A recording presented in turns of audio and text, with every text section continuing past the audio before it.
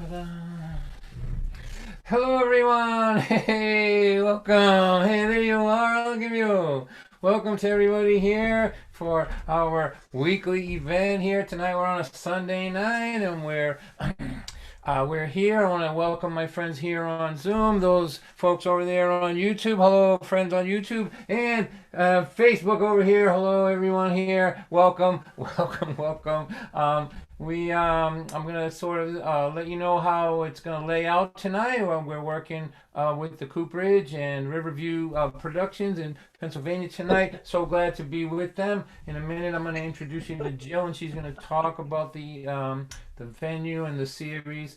But first, let's try to get over in the Zoom part of this. Let's try to get as many people unmuted as possible. So those of you that are here in this part of it, let's Brian, can you show the little video there, buddy?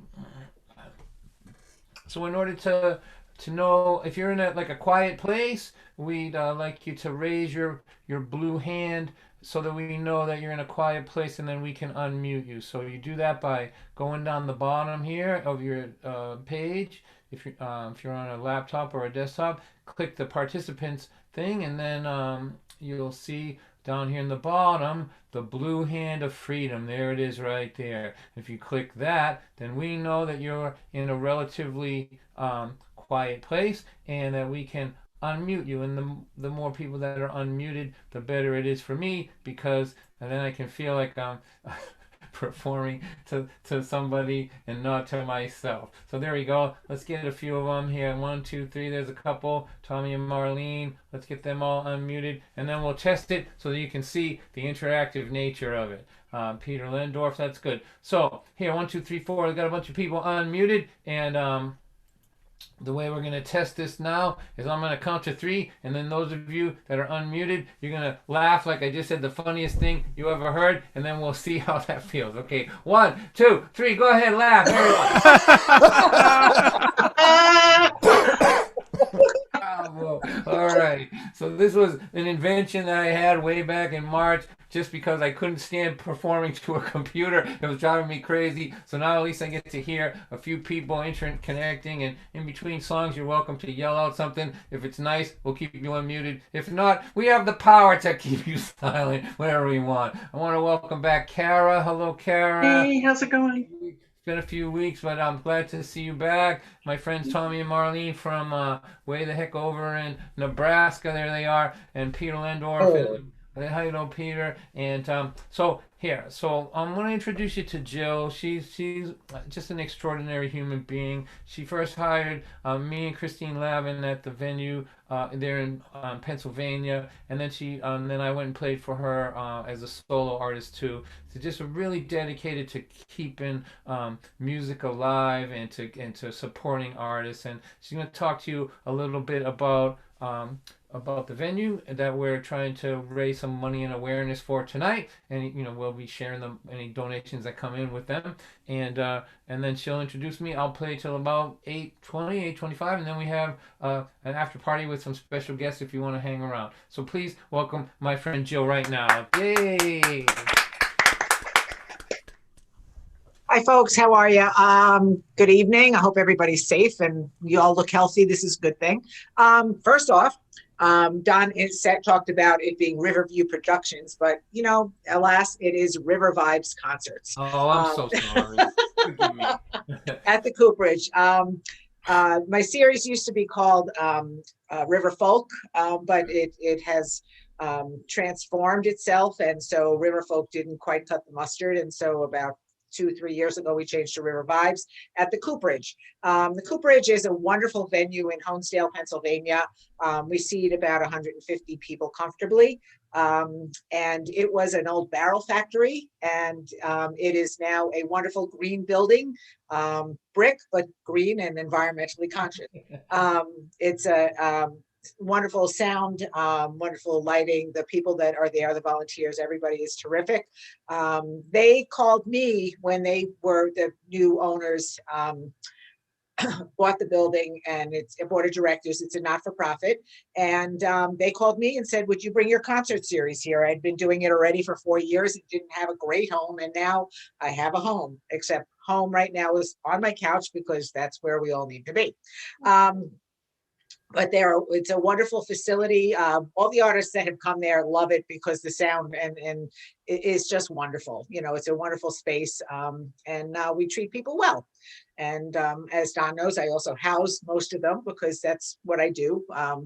And I love doing what I do. I've been doing it for almost 12 years, and certainly I'm missing it this year. You know, just doing it virtual is different, but certainly glad to be able to see my friends and my artists that have come and been through the, over 12 years, a lot of them through the venue, and from before that. So, but yeah, so thank you guys for coming tonight. Please check it out, thecooperidgeproject.org. Last year, I'll tell you, with no concerts, what the Cooperidge Project did, and I volunteered to help with, is we fed hundreds of families, and I was on the team that helped put together packages of food, and I baked cookies for them and so on. And so they are a very, very much a community, a venue, a community organization, farmers market, lots of different kinds of entertainment. So yeah, if you're ever in Northeast Pennsylvania, do check us out. So, and thank you. And thank you, Don, for coming out tonight to play for us, because boy, I could use a little laughter tonight. So thank you again. All right. Thank you. Let's hear it for Jill, please, and all the good work she does. Thank you, Jill. It's a great venue, and she's right. Like the staff there, and like the volunteers and everybody, they really make you feel special and good. And that doesn't always happen when you're out there on the road. So I have a place in my heart for this place. So I'm hoping that everybody will be here in person, whenever that's available. I can't wait to get back there. So thank you, Jill. Thank you, everybody, for coming. If anybody wants to hear anything, I guess we're going to stay off the dirges tonight. Just throw it in the chat and I'll try to get to them. We'll keep it nice and loose tonight, and just try to have some fun, really. I've been missing fun. Here we go.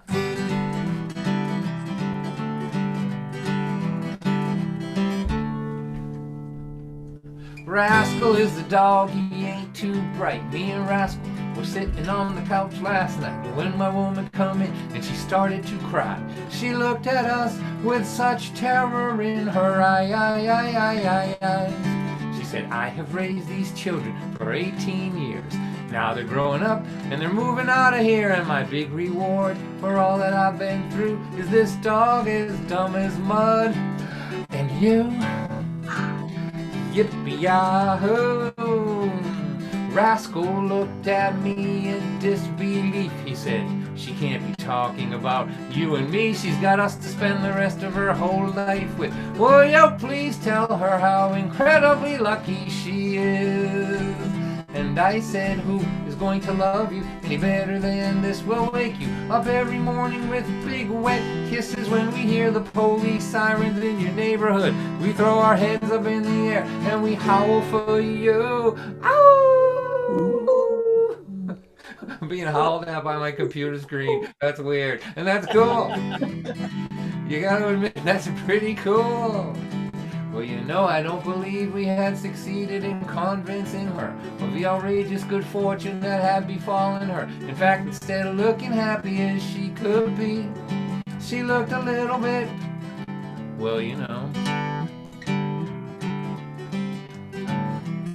suicidal to me.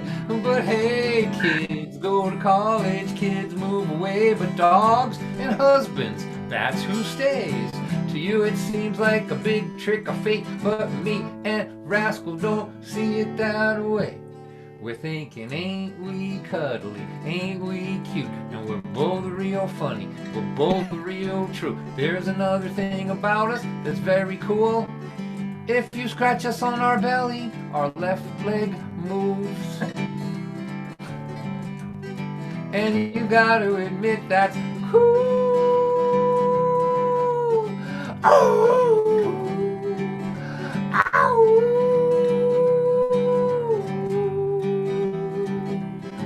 Well, okay, so maybe we ain't that smart. We're a couple of mutts with a lot of heart. But no one could ever love you better or give you more loyalty than this dog as dumb as mud. Than this dog as dumb as mud.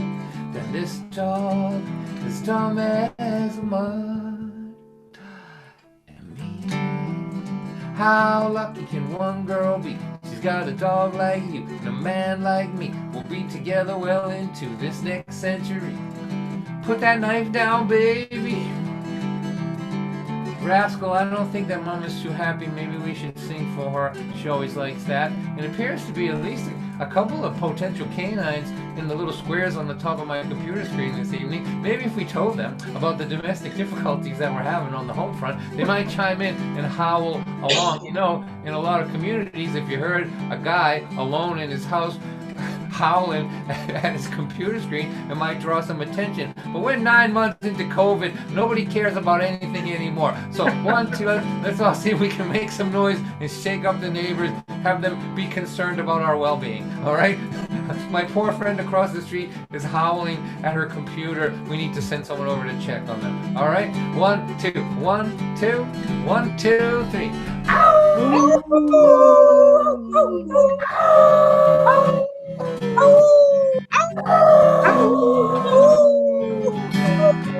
Ow! Yeah, all right. Ta-da! That was good. Not bad. All right, so those of you that are watching us on YouTube and Facebook over there and over there, you're welcome to come over here to the Zoom part if you want, and you can stay anonymous over there if you like. But Brian, who's doing the technical duties today, he will drop the sort of password and the meeting number into the chats in both of the other formats if you want to come over and hang out with us and yell at me in between songs. Not during the songs, we have learned, but in between them. Okay. All right, so I'm going to play this song. This is a song that I wrote quite a bit before COVID happened. But I've been practicing it for 9 months now because I'm singing for my wife, because I'm sure that eventually we're going to be able to go out maybe to a place like the Cooperage and have fun and see a concert and cause trouble. So I'm keeping this song in practice for when that moment comes along. I've got $300 bills that are all brand new. They are begging me to think of something cool to do. How about I'll take you downtown and spend them all on you? I don't want to stay home tonight. We have worked so hard for so many years, built a home, a life, a family, and 2 careers. Saved our money for the future, now the future is here. I don't want to stay home tonight. I can't stay home again tonight. I can't stay home again tonight. I can't stay home, can't stay home. I can't.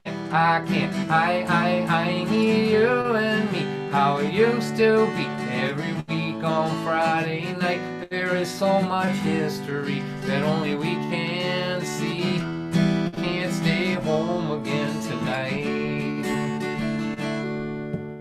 Me and Michael, Johnny, Richard, Ruthie, and Joan all had bouts with cancer last year. If cancer was a man, I would punch him in the throat. I don't want to stay home tonight.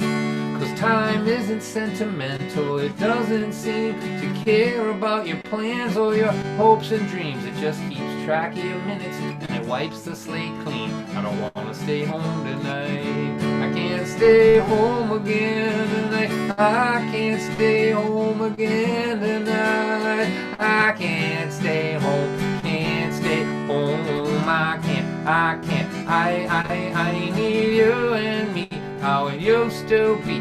Every week on Friday night, there is so much history that only we can see. Can't stay home again tonight.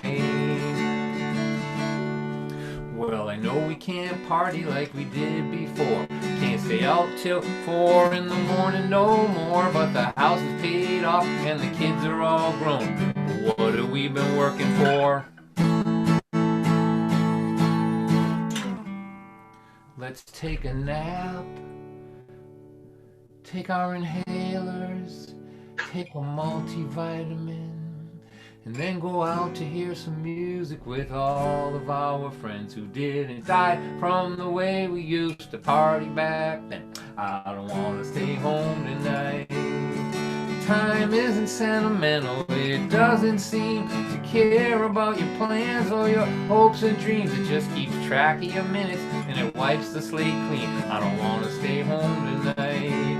I can't stay home again tonight. I can't stay home again tonight. I can't stay home, can't stay home. I need you and me, how it used to be. Every week on Friday night, there is so much history that only we can see. Can't stay home, can't stay home. I can't stay home again tonight. Beautiful. But of course, I am staying home. I have to say a couple of things. Just like I feel very informal tonight. We'll just chat like we were all sitting around in a little circle at Jill's house, maybe, doing a little hangout. So that song has a little line about cancer. If cancer was a man, I'd punch him in the throat. That's a good one. Good line, I think. But I had the surgery, prostate surgery, 5 years ago, and on the 29th of November, 5 years ago, I got my what do you call it? Where they tell you how everything looks after. Prognosis. Yes. Well, not. It's like an after prognosis. It's like we did the surgery and then pathology. It's the pathology, right? And they said it's not running through your bones and looks like you're gonna live. So 5 years ago, on just a week ago, 5 years ago, I got that information. So now 5 years without cancer. How about that? Yay! I don't like to say it too much because he's a sneaky little bugger. He could come back, But I brought that up because I got I had some blood work done. I got that back, and I probably gained they call it COVID-19 because of the 19 pounds you gain from sitting around your house. Yeah. So I gained weight. I sit on my butt. When I go out and get fried seafood. That's the life that I live, right? So I got my blood work back. And when I clicked the button to open it, I was kind of like looking like this, like thinking, I'm going to have to change my lifestyle. But it was unbelievable. It's almost like they sent me some young person's blood information. I couldn't believe it. Like, my son is a nurse, so I sent it to him. Like, Mr. White, you don't have... your blood sugar's okay. You don't have you're not diabetic. Your cholesterol is good. I'm sure they sent the wrong stuff to me. Really, the wrong. Cholesterol is good. And then so I sent the information to my son just to as a second opinion, because he's a nurse. And I said I don't want to say this too loudly, and I probably won't say it again. But I think that there's an argument for proclaiming that for proclaiming the benefits of a sedentary life with lots of fried seafood in it. So I'm feeling pretty good. Like I'm doing everything wrong, and I'm getting better and better all the time. Awesome. That's perfect. So, I do these shows, every week or sometimes twice a week, and I really am interested in looking at what's positive, and I tell you, sometimes it's really hard, I have to shut my television off and all that stuff, but I have a whole list of things in my plus column in my my health. I also got a COVID test. I wasn't feeling good, and that came out negative too, so unless they're giving me somebody else's information, I think I'm doing all right at this moment. So with that in mind, let me play a song. This is for all the old hippies in the audience, and I know you're out there. I can smell the incense from here. Jenny's grandma went to Woodstock back in 1969. She keeps her tickets stuffed in a chunk of mud at her house in a little shrine. She was always the girl in the hippie dress twirling at the shows by the Grateful Dead. If you ask her about it, man, you better sit down. Grandma will talk the ears right off your head. You get her talking about the Grateful Dead, the summer of love, or the Kool-Aid acid test. Jenny was always into glory when she could hear the stories from her grandma's hippie friends about peace and love, taking care of one another, how great it was back then. And at night she would dream of being on the bus with Keezy, seeing Jimmy in 69. But when she wasn't dreaming, she always had the feeling that somehow she'd been born in the wrong time. You know, you should have been 20 in 1969. All the gray-haired hippies say that all the time. But the cool grandchildren of the cool young women who danced in the Woodstock mud are living on the beach in Montezuma, Costa Rica, having all kinds of fun singing. There's only 1 minute, if you're not living in it, it's never coming back again. Love your grandma, but Bible Ram Dass never said, be there then.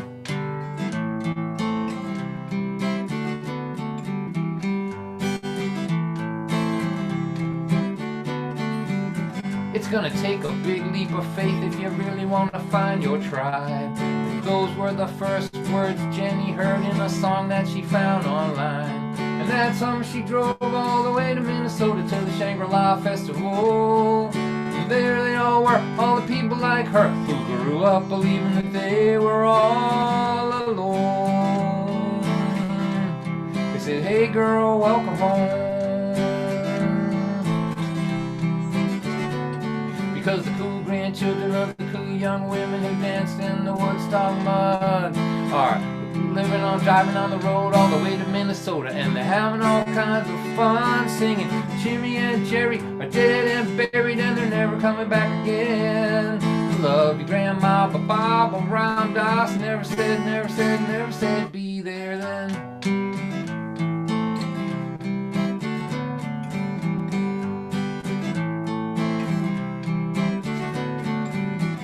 Jenny's grandma went to Woodstock in 1969, and since then she believed there was never gonna be a better time, and that's alright.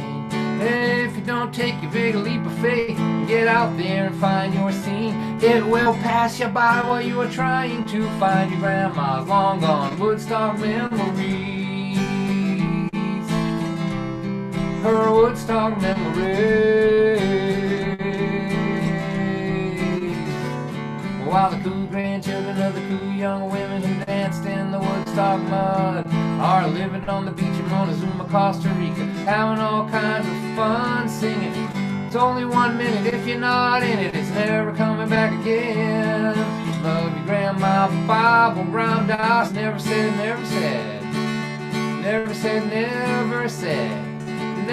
be there then.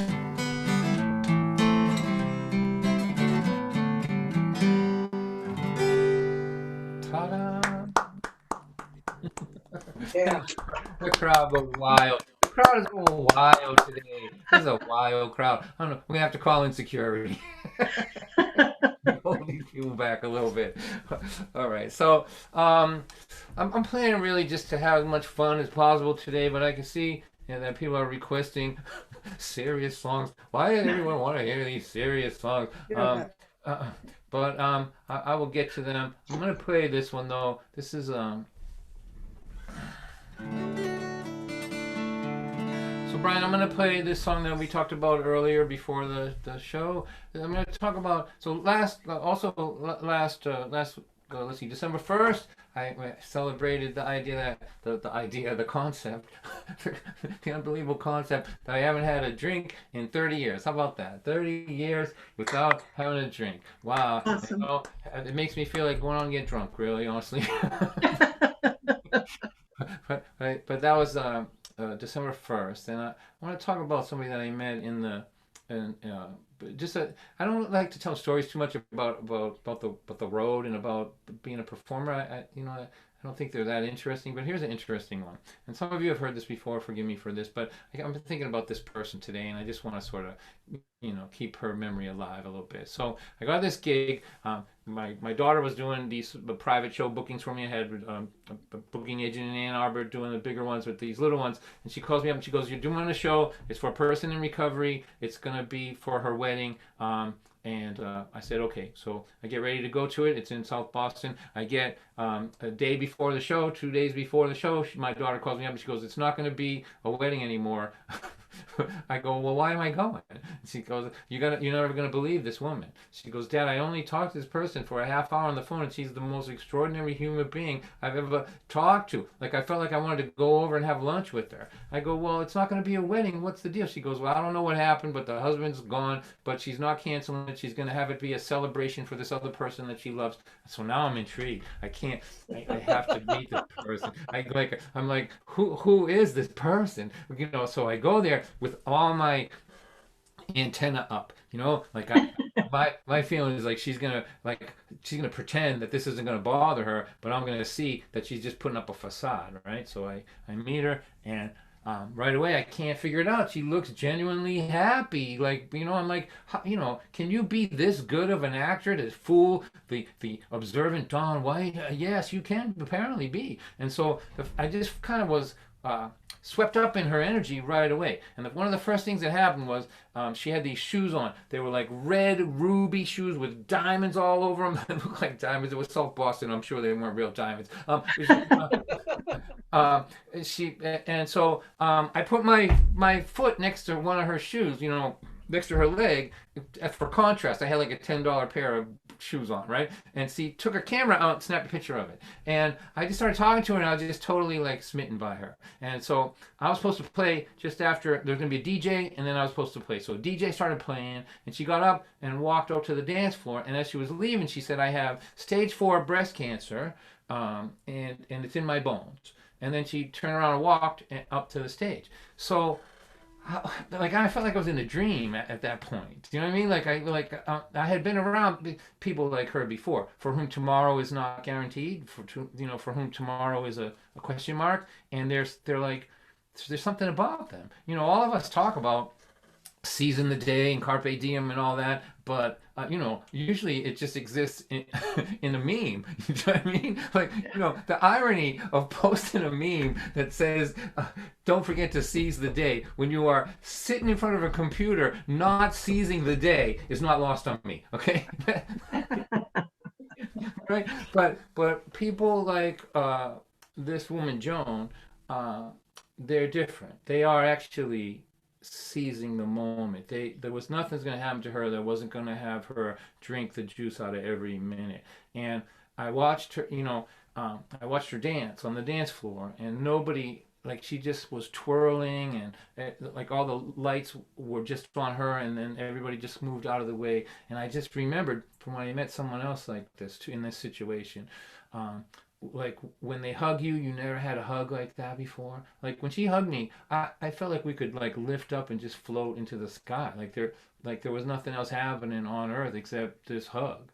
And when they smile at you, you never seen a smile like that before. It kind of cracks the glass on your eyes. It's different than other smiles. And when they dance, oh man, nobody dances like somebody for whom tomorrow is not is a question mark, right? And I just went home and wrote this song for her, and I became her pal.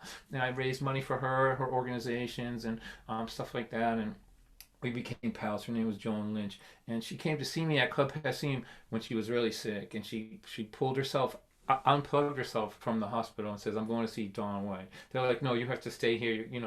You're very ill." She's like, "No, I'm going." And she looked so beautiful that day. And she was so sick. I don't think she lived a long time after that.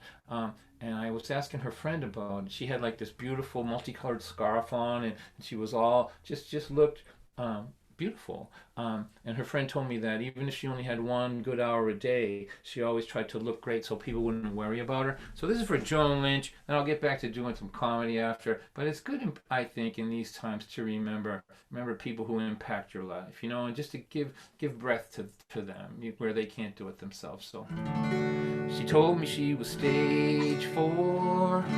She walked onto the dance floor like it was the last dance of her life. Never saw a smile so bright, never got a hug so tight, never saw a dance hall light illuminate a soul so bright.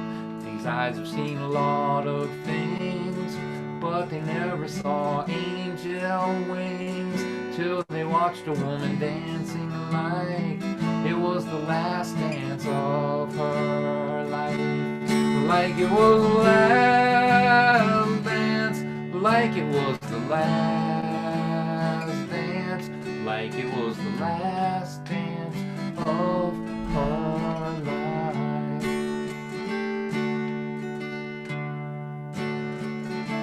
I know that people love the old cliches, how everybody ought to seize the day. You know, they post them on their social page every hour of every day. But you gotta love the irony of sitting down at a computer screen, posting carpe diems day and night, while your life goes passing by. I never saw a smile so bright, never got a hug so tight, never saw a dance hall light illuminate a soul so bright. These eyes have seen a lot of things, but they never saw angel wings till they watched a woman dancing like it was the last dance of her life. Like it was the last dance, like it was the last dance, like it was the last dance of her life. Maybe tomorrow I will try to write a song about this precious life, but tonight I'd rather live this life than describe it while it's passing by. She told me she was stage 4. Then she walked onto the dance floor, and her body started moving like this was the last dance of her life.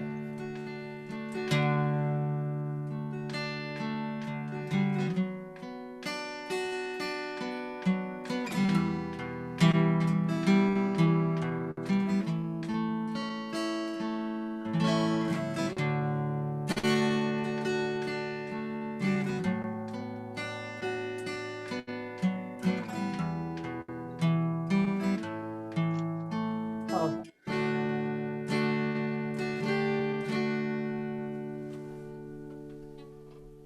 Oh. Love that song.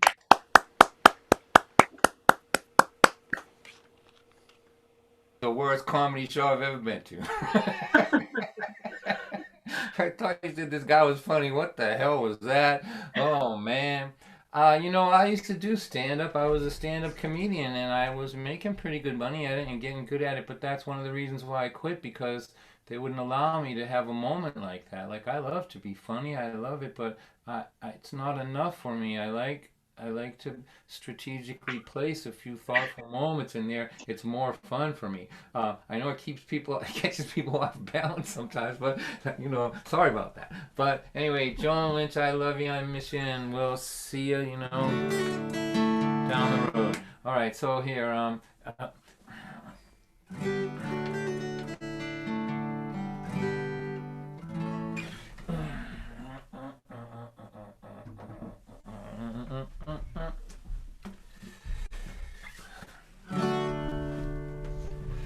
know a wife and a husband. They had a shiny little kid. When that kid turned 16, you won't believe what he did. He smoked a lot of marijuana. He snorted cocaine too. Then he told his parents he was gonna drop out of school. The father pounded on the table. The mother hollered and she screamed. They ran him down to the doctor. Doctor, what does this mean? He put them all on Prozac. Right then and right there. He said, you'll still have your problems, but now you just won't care. He prescribed a little therapy, some supplementary drugs, but he didn't write a script out for a little more love, just a little more love. What the heck could it hurt? It might not fix nothing, at least it won't make things worse. When you're looking at your lifetime from the end when you are done, you know it might look a little better, see a little more love. I know a wife and a husband, and they had a shiny little kid. When that kid turned 16, you won't believe what she did. She said, Mom, I'm sleeping over Susan's. That was just a big lie. What she really was doing was staying out all night. And when her parents found out, they cried boo-hoo-hoo. And then they called the radio talk show. They asked him, what should we do? He said, send her off to boot camp. That was his advice. It was good for his ratings, but it wasn't very nice. Just a little more love. What the heck could it hurt? It might not fix nothing, at least it won't make things worse. When you're looking at your lifetime from the end when you are done, you know it might look a little better, see a little more love. I can see that you're a tough guy. You won't be pushed around. You're not gonna take it. You're good at putting your foot down. You might get killed by lightning. You might get hit by a truck. But if you are not that lucky, you might just wind up spending years in a rest home without a whole lot to do. But look back on what you did with the time God gave you. Just a little more love. What the heck could it hurt? It might not fix nothing, at least it won't make things worse. When you're looking at your lifetime from the end when you are done, you know it might look a little better. Big, rough, tough guy to see a little more love. It might look a little better, see a little more love.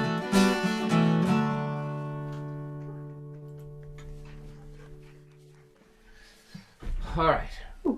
So here, so we have a bunch of new folks here now. So I want to welcome Jen, who's come. You've been seeing me since she was a little girl. Now she's got her own little girl. So Jen's coming in from Michigan. So, but those of you that are new, you notice that some people are unmuted. If you're in a quiet place, we like to get you unmuted too, because I like hearing laughter and applause and not heckles. I'm not real fond of those, but other things like that.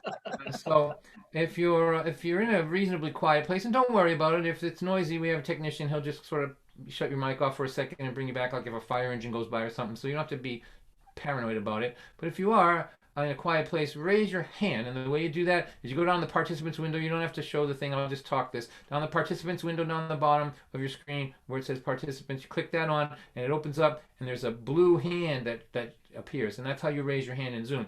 Click on that and then we know that you feel like you're in a quiet place and we can unmute you. So let's get a few more people unmuted. And if you can't figure that out, you can just go in the chat and ask Brian to do it for you. So that works too. So Brian, so please unmute me, and then he'll do it. So thank you for all of that. So here I'm going to play this one now. So when I was 17 or so, this song I played for the first time as a solo artist last week. I had never played it from before.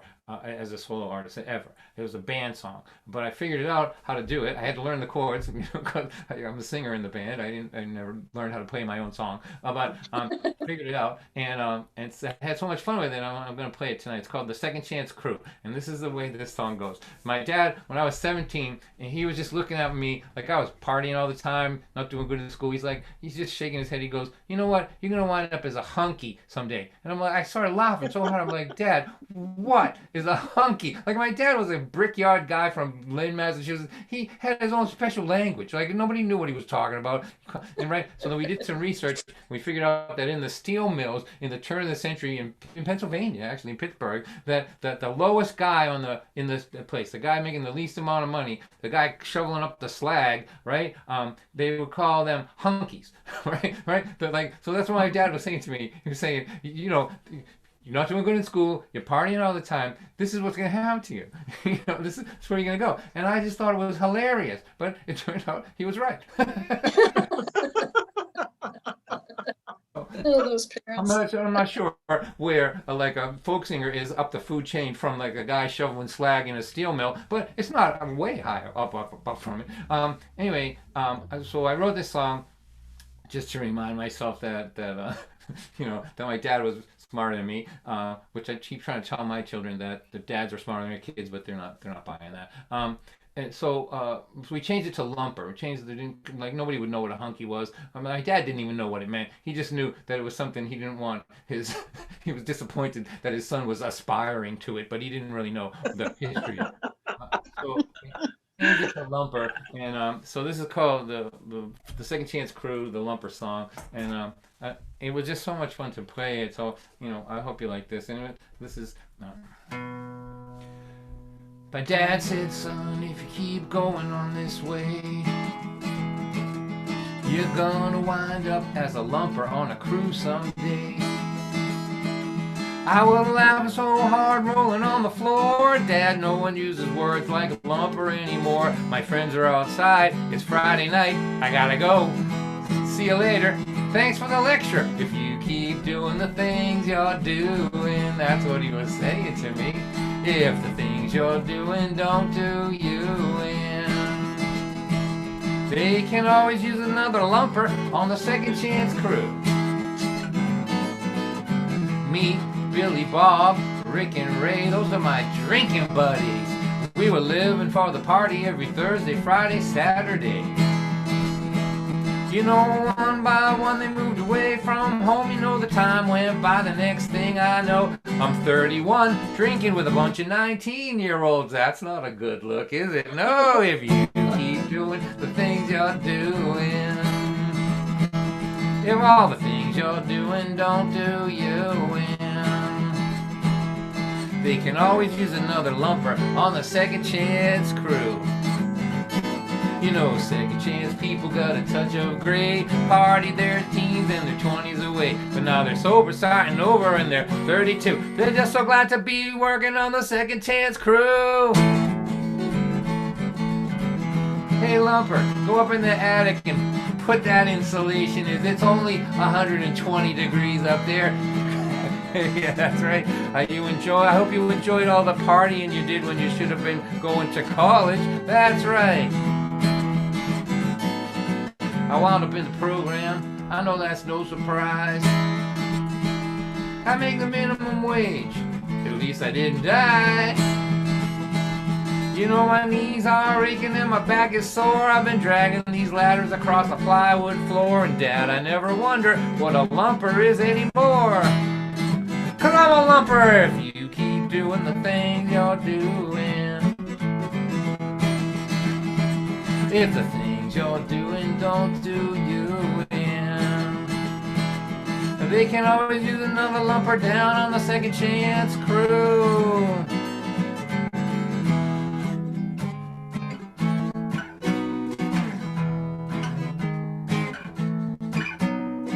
Smoke it, drink it, puff it up your nose, while your education goes up in smoke. And when you're in your 30s and the party is through,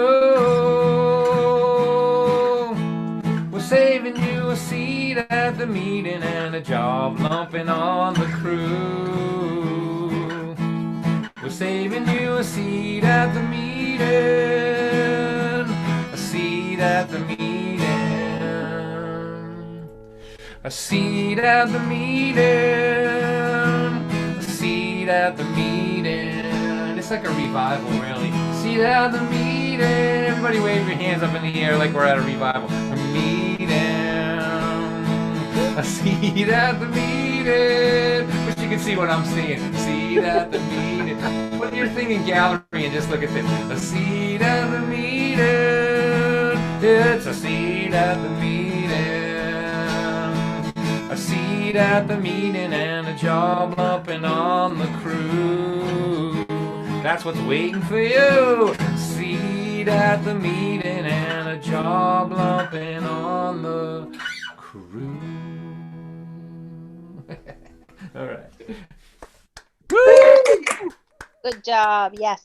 Thank you. Thank you, everybody. Welcome, everyone. Thanks for coming. So here I'm gonna do a couple of tunes now, and then I'll play till about 8. I'll play till about 8 o'clock. Then we'll take just a short break. And when we take the break, we're gonna put some information up on the screen, and the information is also in the chat rooms. And that's how to like, this is a free concert. Like I know a lot of people are struggling up there, and I want you to feel welcome wherever I am. Believe me when I mean that. And when we go back to doing this after this, you know, when we're playing, if you don't have any money and you want to come to my concert, just call. I'll pay for your ticket myself, whatever. Like, you don't have to feel uncomfortable not having any money. But if you're okay, we're gonna share the money with River Vibes and the Cooperage group over there, and then also tomorrow is grocery day, so I'll give it to my wife, and we can buy some ramen noodles over here, the Dawn White Ramen Noodle Fund.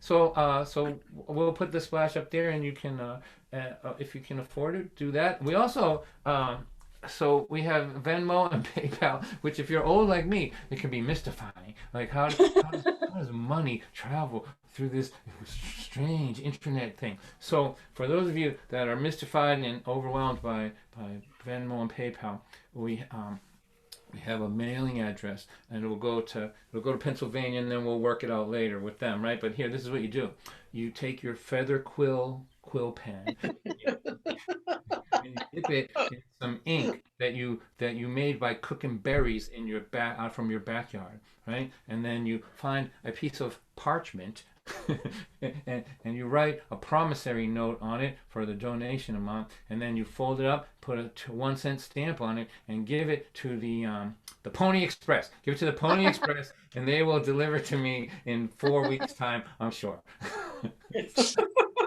Won't be that fast. Wishful thinking.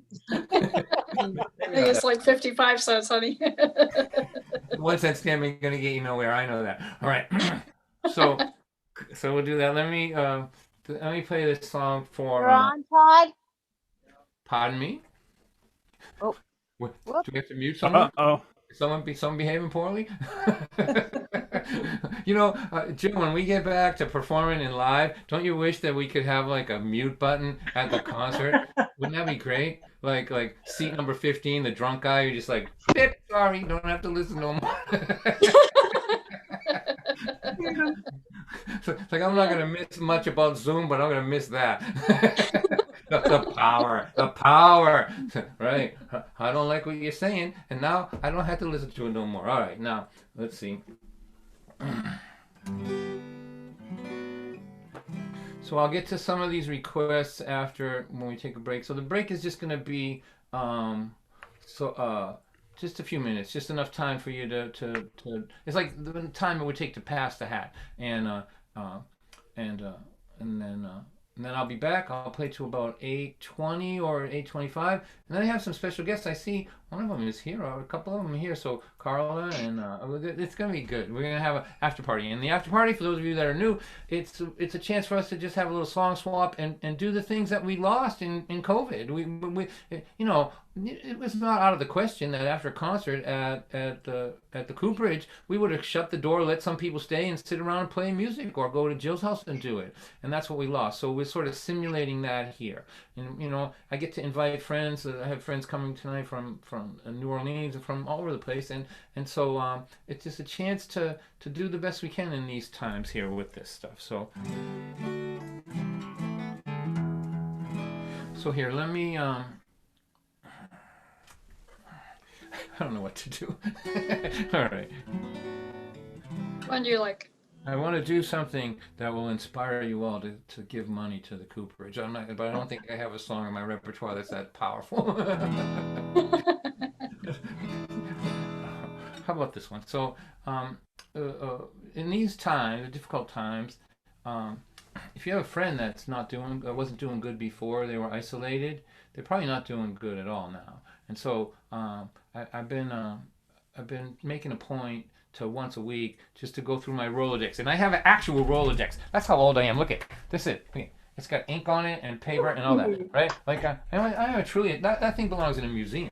But I'll flip through it and I'll look for people that I know weren't doing well, or that are alone or whatever, that had problems, and I'll just call them. I'll use the humble telephone.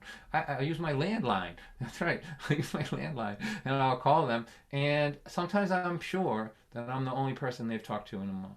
And so I guess what I'm saying is,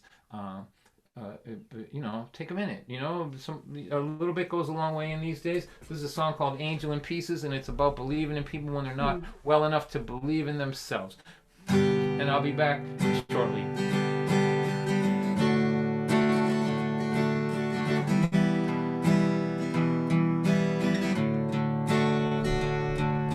Walked into the room like she was walking off a cliff. In my mind I said, what kind of shattered angel is this? Her walk said, I've surrendered. And her face, I've had enough. Her eyes were holes, they were dark and cold. They said, I've given up. I saw an angel in pieces, as if the pieces all fell from the sky. I said in my heart, I believe this sad angel someday will fly.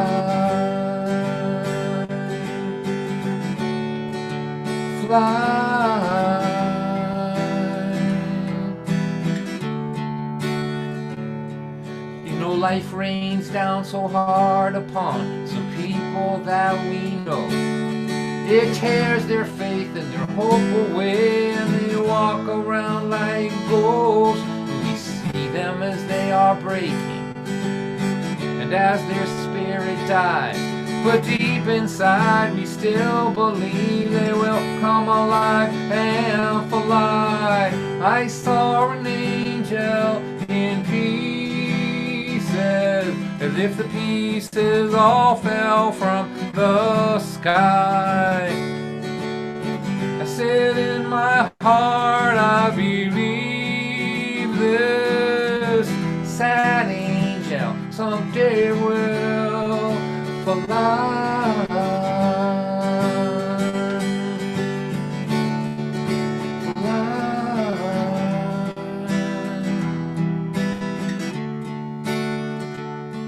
Now she walks across the room like she could walk across the sky.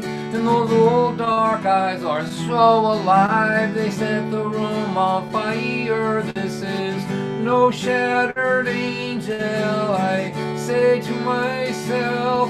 I feel Zuzu's petals, I hear one small bell. I saw an angel in pieces, as if the pieces all fell from the sky. I said in my heart, I believe this sad angel someday will fly.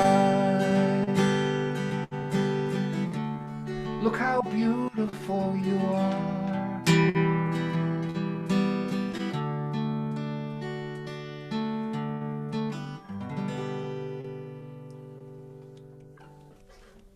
Nice. Thank you. Thank you for applauding, so I don't feel like a crazy man singing to his. Love You're not Yeah, crazy. beautiful So song. thank you, and thank you for supporting live music and supporting venues. We're really trying to just keep awareness and a little bit of money going to these venues because they're so important to their communities and to us, all of us artists. So we're gonna put what's called the splash up here. It's gonna have Venmo and PayPal information. It's also in the where you can mail a check and all that stuff. It says Don White's Thursday night event, but for those of you that are confused, it's not Thursday. Just so you know. What year? Been It's living Thursday somewhere. I haven't left my house in 2 months. It's Thursday. It could be any day. I don't know. Or as Jan says, it's Blur's Day. Yeah. There's only 3 days in a week. There's yesterday, today, and tomorrow. That's it. That's right. So with this format of Zoom really means a lot to me because I just love hearing you and talking to you. I know I keep saying that I'm going to write to Zoom and try to get a hug button on here, but right now I have no hug button. But there you go. Hug, hug. Easy. I'm old. No, not so tight. All right, now. All right, I'll be back in Ground- 3 minutes.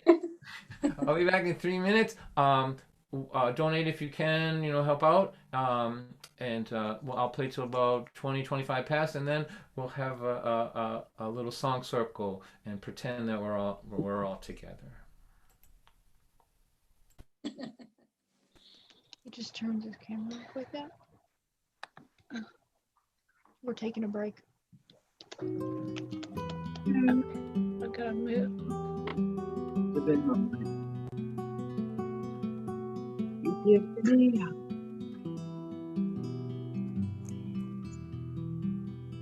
Lucy doesn't have a puppy bark anymore. Lucy just no longer has a puppy bark. She's got a big dog bark.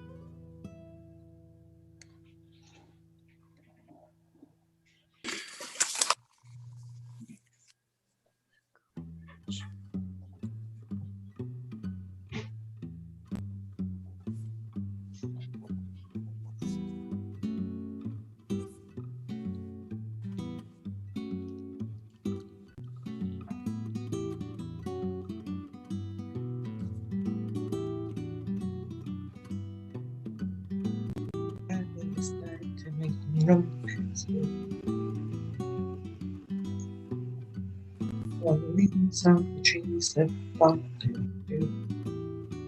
freedom that come.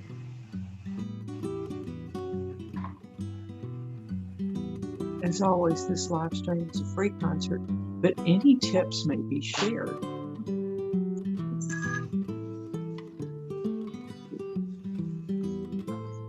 Yeah, I was going to wonder what happens in between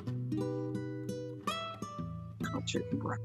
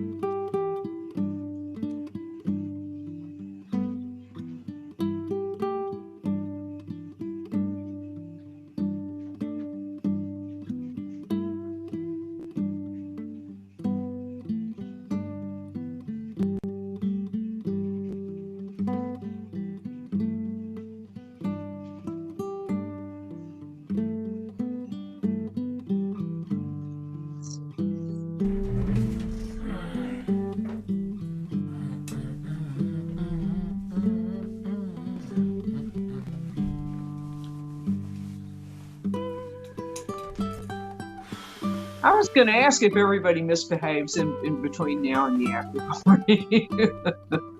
But everybody just seems like really chill. Hey, hello everyone. Welcome. There we go. Thank you for everyone who donated during the break there. I appreciate you so much. There will be groceries. Groceries tomorrow. All right. So, let's see. I'm gonna just look at everybody and say hello, gallery. Wow, what an interesting collection of folks we have here. I can hear you. All right, so in my town here, Lynn, Massachusetts, I don't think it's this way in Pennsylvania, but in a lot of states now, Colorado is one of them, Michigan, weed is legal, and I'm okay with that. I like the fact that weed's legal. I don't smoke it myself, but I'm glad it's legal. I don't think anyone should go to jail for it or anything. But I have a couple of concerns, and here is a song about my concerns. One of them is, in this town, Lynn, Massachusetts, you cannot go anywhere and not smell weed anymore. It's everywhere. It's coming out of churches and, you know, police cars and kindergartens. It's just everywhere. So my first concern is for joggers. I feel like you leave your house totally sober, and by the time you get home, you've got a 5-pound bag of potato chips, and, you know, you're calling up... You're incoherent. So that's one concern. My real concern is that if we were together, all of us, I would be talking with you. I'd sit you down. I'd want to know what you were thinking. I'd learn about that. And so I like conversation. The kind of conversation I like is the kind where the person that you're speaking to can remember what you said. That's my favorite kind of conversation. You know, that kind of conversation. And so so I'm concerned that with the availability of this now, where like it used to be that you had to get your doctor to lie for you. Remember that when it was like semi-legal? Like, you know, Don has glaucoma and he's a little anxious, so he needs some Hawaiian bud. I'm gonna prescribe some Hawaiian bud for him, you know. So that's the way it used to be, but now in Massachusetts, you just walk in the store and get it, you know, and that's okay. Like I said, it's, you know, it's good that people aren't going to jail for it or whatever. But I feel like those of us who really love focused conversation, we're gonna have to go underground. We're gonna have to be like, you know, we're gonna have to go to, like, call them speakeasies. We'll call them speak coherently easies. And here's a little song about it that. And again, like I can see the half of the squares in Zoom right now. They're smoking. I'm not concerned with, you know, I'm happy for you. This is just my thoughts. Can't hear you. Can't hear you. Can't hear you. I sat around with a bunch of stoners. I listened to them talk all night long. They were sure that their conversation was deep with meaning. They were wrong. When you spoke it makes you stupid. I thought you knew it, but I was wrong. We're not having a conversation. This isn't nothing at all. My friend Harry lit up a fatty to celebrate my brand new job. I watched his brain float out of my window. He left me talking to an empty block. When you smoke, it makes you stupid.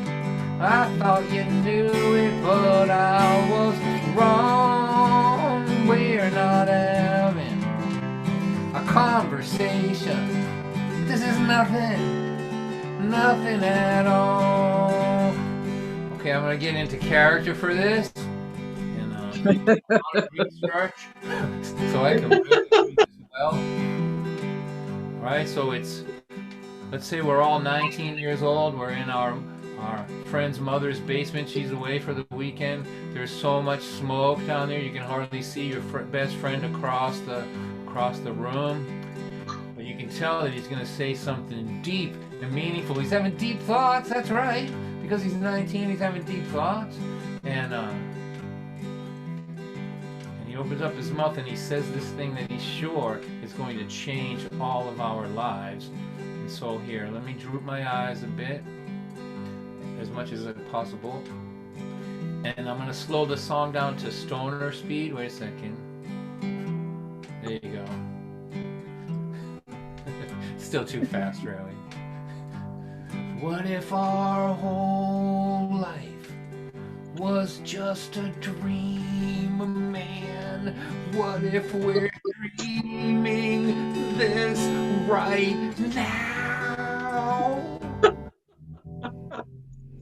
I forgot what I was just saying. Let's order pizza. Pizza. Wow. 'Cause when you're slow, it makes you stupid. I thought you knew it, but I was wrong. We're not having a conversation. This is nothing at all. It cures glaucoma, it cures insomnia. Some people say that it is a cancer cure, but it does not cure incoherent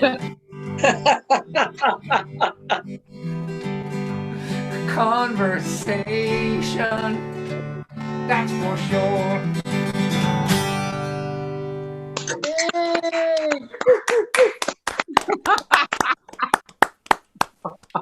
All right. It's kind of quiet. It's kind of quiet, Don. Too quiet? What? Yeah. Me? I'm quiet? Yeah. You can't hear me? Is that true across the board, everybody? No, I can hear you. I I'm hear you hearing you fine. fine. Sounds just fine Up here. on your computer. There you go. That will help. So everyone Yeah. else hearing okay? All right. Yeah. Okay, so here we go. I'm going to play two more songs, and then we'll take another 2-minute break, and then Okay. come back with our after party. So here I'm going to play this. Was requested. This is a song that I wrote for my mom and dad. And it's a title from two CDs ago. I lost my mother. I lost my father. Well, I really didn't lose them. I know exactly where they both are. It's not like they went for a walk, took a wrong turn and both got lost. It just hurts less to say I lost them than to say they're dead. Betty May is 82. She's having more fun than me and you. All she wants to do is laugh and sing. She's the biggest flirt I ever seen. She still flutters those baby blues like she did when she was 22. So much mischief in those eyes. I never seen someone more alive. More alive, more alive. Waiting on the other side of all the sorrow and the trouble in your life. There are so many sad goodbyes in a long and well-lived life. If they don't break you, they can make you more alive. When my mother died, I was so smashed up inside. I was crying like a baby. I thought the pain might kill me. And Betty said, son, you won't believe how many loved ones I buried. My father, sister, my brother, son, my mother, and my husband. And for every time I lose a friend, I think I'm never gonna laugh again. I lay around and watch bad TV till this feeling comes over me. And then I put some music on and play my favorite song. Dance around my living room like I did when I was 22. to shake loose of that pain inside on the day when I decide not only will I survive, I'm going to be more alive, more alive, more alive, waiting on the other side of all that sorrow and that trouble in your life. There are so many sad goodbyes in a long and well-lived life. If they don't break you, they can make you more alive. She said, go ahead, feel your pain. Watch bad TV for days. But when you're ready to come out and play, you'll come see Betty May. And we'll put some music on and play your favorite song. Dance around my living room like we both were 22. And shake loose of that pain inside on the day when you decide not only will you survive, you are going to be more alive, more alive, more alive, waiting on the other side of all that sorrow and those troubles in your life. There are so many sad goodbyes in a long and well-lived life. If they don't break you, they can make you more alive.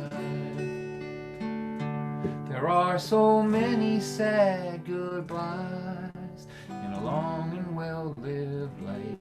If they don't break you, in time they can make you more alive.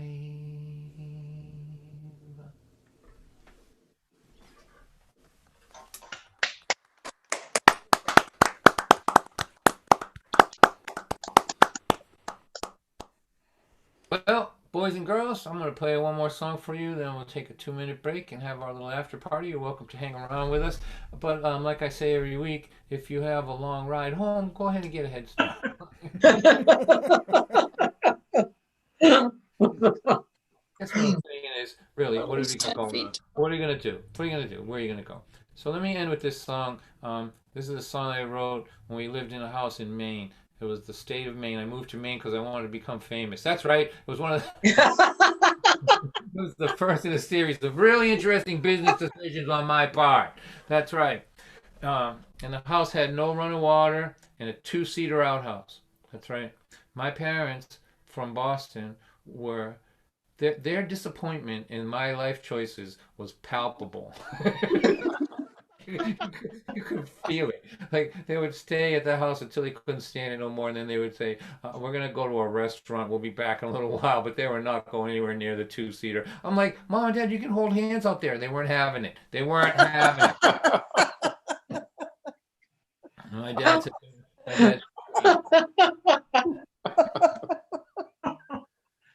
Oh my God. my dad said, he said, what are you doing up here? And well, you're in the middle of nowhere. You got no plumbing. Really? I said, I'm trying to get back to the earth, dude.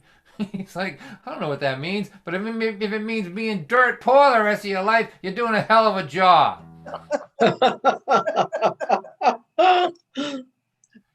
He said, when you were a kid, I didn't tell your mother this, but I dropped you on your head one time, and I think this is the end result of that. I think that it damaged your decision making irreparably. But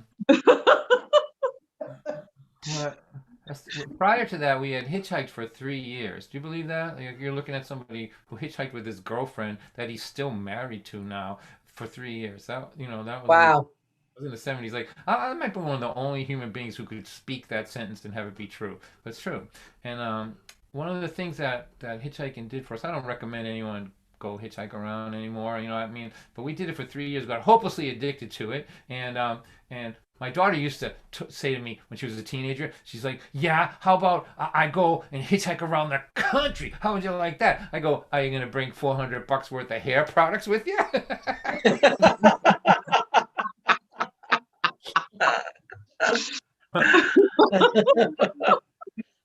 Hated that. No. But one of the things was that we learned in that year of doing that was to trust that things would work out.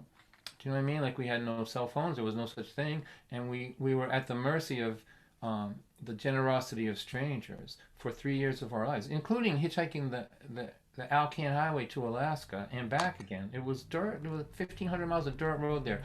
If people didn't help us, we wouldn't have made it. But people always helped us, and things always worked out. And so, over our long marriage now for 42 years, whenever there's been pressure on us, and you can imagine the kind of things that happen in a long relationship like that, we just have this ability to sit back and just let it play out and to not make it worse than it is. So this moment here in this house, I said to her, I believe that we are penniless. Like we do not have a penny, right? And we decided to prove our theory. It's like nothing in the bank, no food stamps. And I think I said, it was like an enlightenment, like a moment of awareness. I was like, hey, I believe we actually are literally penniless. Like we don't have a penny, not a penny. And we decided to prove our theory, my theory. So we went in the closet and stuck our hands in the jacket pockets to see maybe if a penny was hiding out in there. No, nothing there. Then we went over to the couch and stuck our hands down there. I'm like, I got something. No, that's a Cheerio. like no, that's a cough drop. No. And we were literally looking at each other just like this. We do not have a penny. And I'm sure that most people in the world would have took that realization and sat down to puddle and cried probably. I don't know. But what we did, which has served us well, as we said, well, what can we do?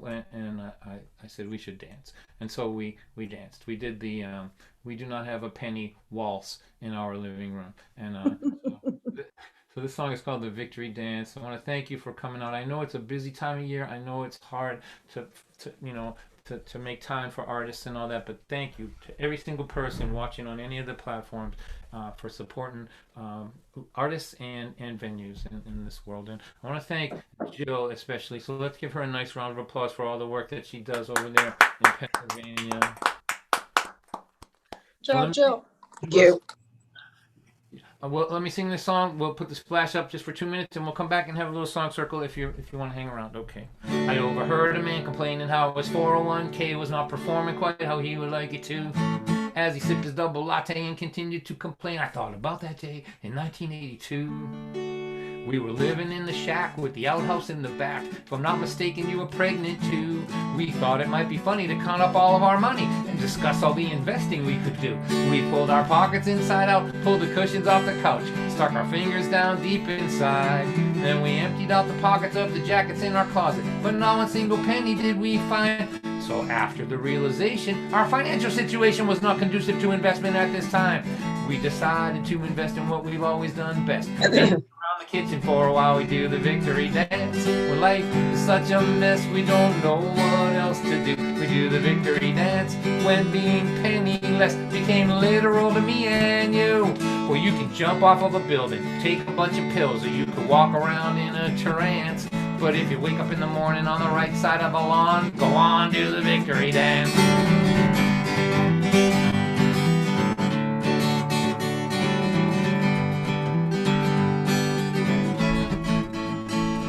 I got fired from a job I had been working at for 20 years faithfully. Oh dear, oh God, oh my, how will I ever survive without a corporation taking care of me? I was so stressed out for weeks, I couldn't eat, I couldn't sleep, I didn't think things would ever turn my way. And then a couple months went by, I began to realize I really hated working at that place. So I started working for myself, improved my mental health. Now I'm happier than I've ever been before. Oh dear, oh my, oh God, I should have quit that stupid job 19 years ago. I do the victory dance. Well, my life forces me to go out on my own. And then I just declare victory, and I march my army home. There are things you can't control, things you'll never know. Some things are always left to chance. If you're a clerk or you're a farmer, work from home in your pajamas. Go on, do the victory dance.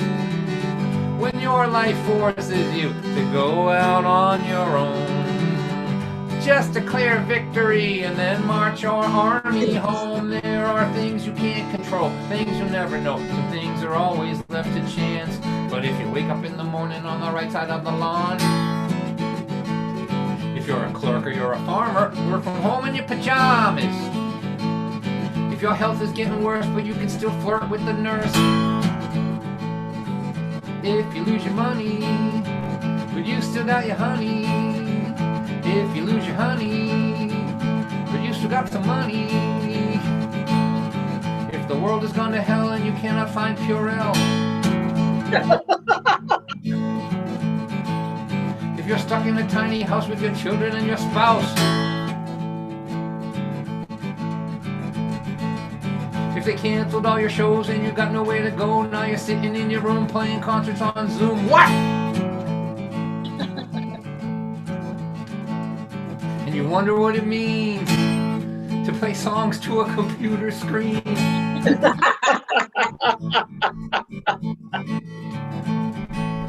And across the top are little squares, and all your friends are trapped inside of there.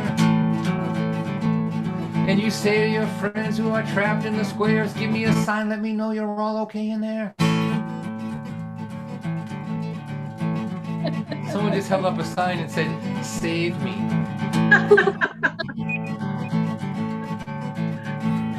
You know, trapped in a square on a computer screen is just a metaphor for quarantine.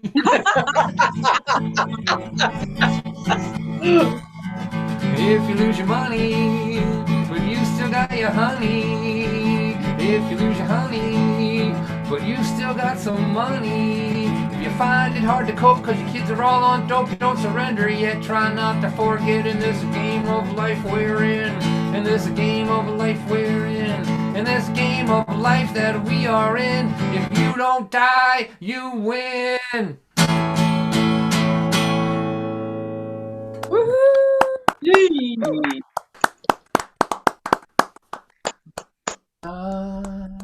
Ladies and gentlemen, that ends my portion of this thing tonight.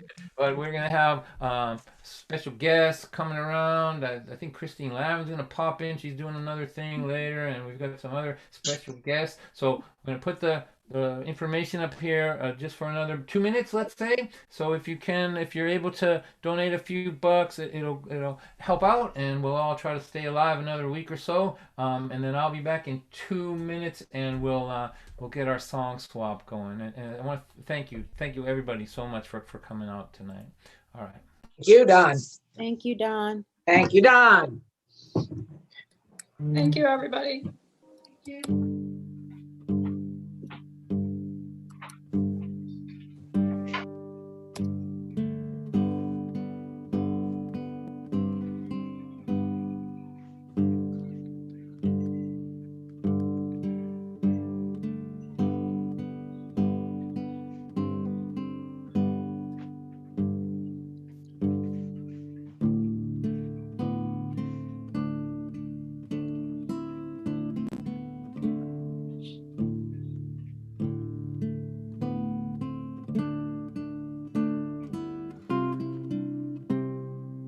Hey, I'll leave it. I'm tired. I gotta have my tea.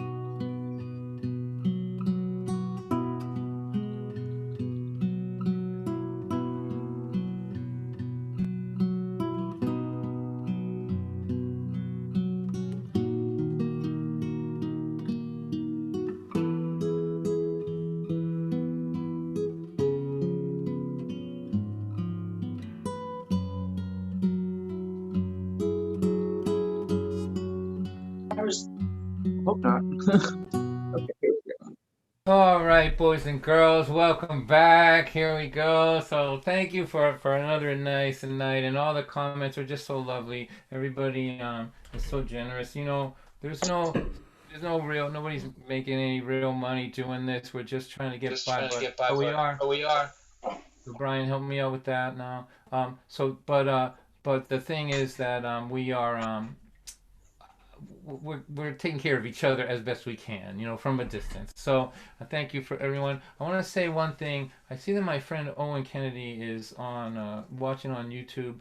Owen, I want you to call me, buddy. Or reach out to me tomorrow, or come. I know you're in Maine, so your Wi-Fi has got like a hamster running around in it's that kind of Wi-Fi out there. But if you can pop over here, that would be great. But in any case, I want to talk to you. All right, so this is my favorite part of the night. When I have special guests like tonight, I just want to get my part done with so I can hang around with everybody else. I'm going to start with my friend from New Orleans. This is somebody I haven't seen for quite a long time, and I'm so delighted to share her with you. She's when I first met her, she was, I knew her as a violin player, but she's quite a good guitar player, and the real thing from down there in New Orleans. So I want you to make a lot of noise and welcome my friend Gina Forsythe, please. Everybody. Gina, how Hello, are Gina. you? Yeah, Let's get her spotlighted. There you go. Hi, Gina. How are you? I'm doing pretty good. Good. I'm so delighted that you're here. And so why don't you play something for you, and if you're for us, and if you're willing to hang around, we'll go around, and the next time we'll chat a little bit. How's that sound? Okay, that sounds good. Okay. Well, I'm going to play you something fairly new.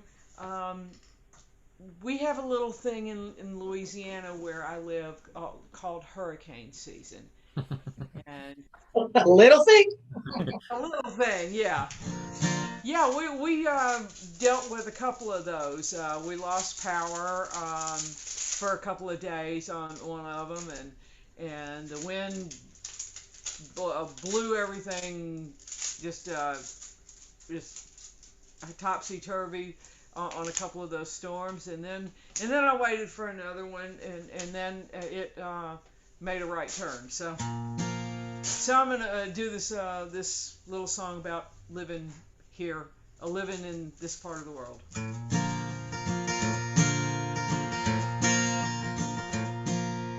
It's gonna rain soon, it's gonna monsoon, I'm waiting for a hurricane. Can't help but wonder if we're going under, if the lights will go out again. When the storm is over, there's a meteor coming as the end of the world comes near. This whole world's sinking, can't help thinking, why do we live down here?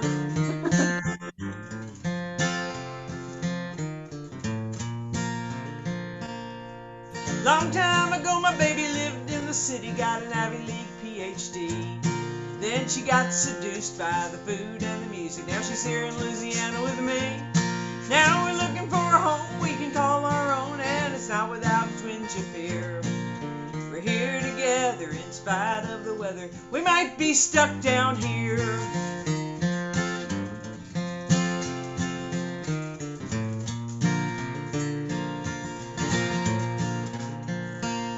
They got fires in the west and ice up north and earthquakes in between. And everywhere you look, you got stupid politicians and the fools that put them in. Everybody's gotta believe in something, but I don't believe I'll have a beer.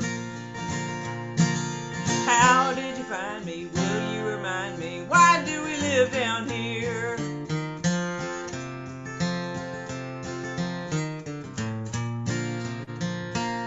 Well, we sit at the table every night at dinner, praying, Jesus, please come quick.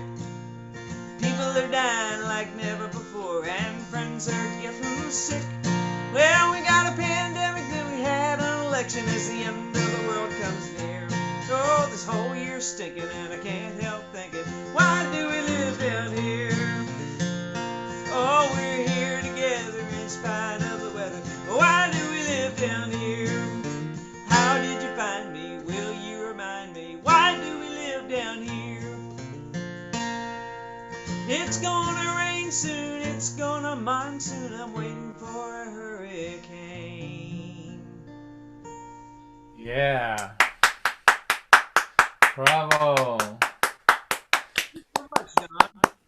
That was wonderful. So you'll hang around, and we'll talk a little bit about Louisiana and about you. Is that okay? Sure. Yeah. We'll go through one more time. One more time for Gina, please, everybody. All right.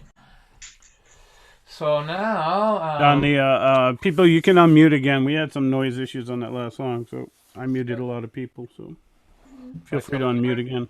if you got muted and you're Someone was eating a bag of chips. It sounded like.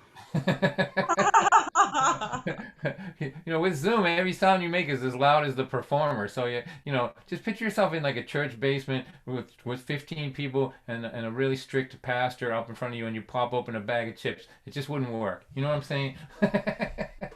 So, all right. So now I want to introduce my friend Carla.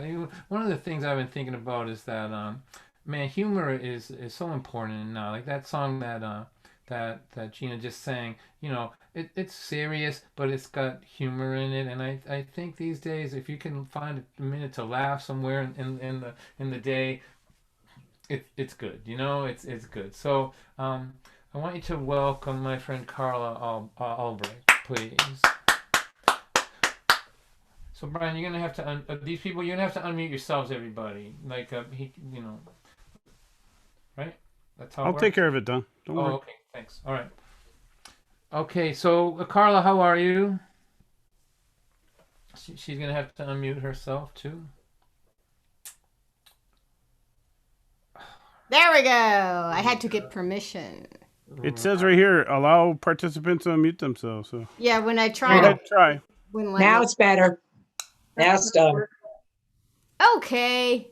All right. Hi, We're all there Carla. with you now, Carla. Hi, Carla. Hello. Hi, Thank you. Carla. Thank So you. Carla, how are you? How are you holding up?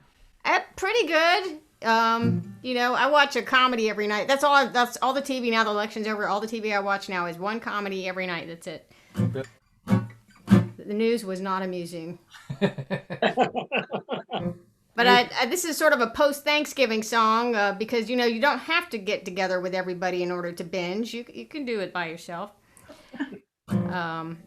And so this is sort of a reactionary song to that, I suppose.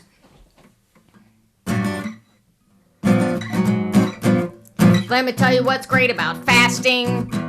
Why I've changed my attitude. No meal planning. No dishes. Of course, the downside is no food.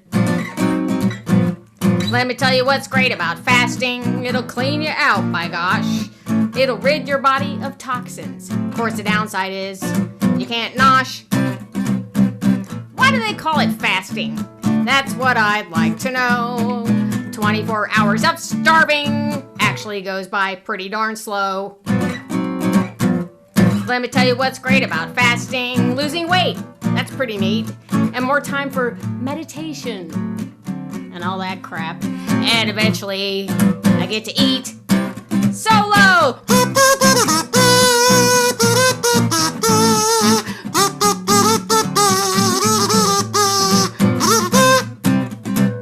It's quite an ancient practice. It's in the Bible, don't you know? But it's easier to resist a loaf and a fish than a box of double-stuffed Oreos.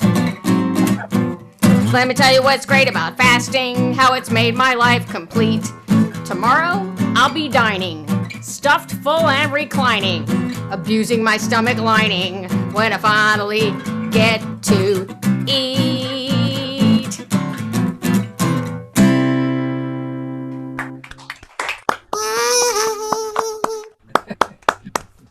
Very nice. Thank you. Let's hear it one more time for Carla. Carla, you'll hang around. We'll chat a little bit later. You bet. Yeah. I want to pull my friend Peter in. Peter, you got your guitar handy? Peter Lindorf, you want to play something for us? Yeah, sure. This is a good friend of mine, Peter Lindorf. He's got some interesting material. I thought he'd be nice to share him with you all. Peter lives in Western Massachusetts, near the Berkshires, I think.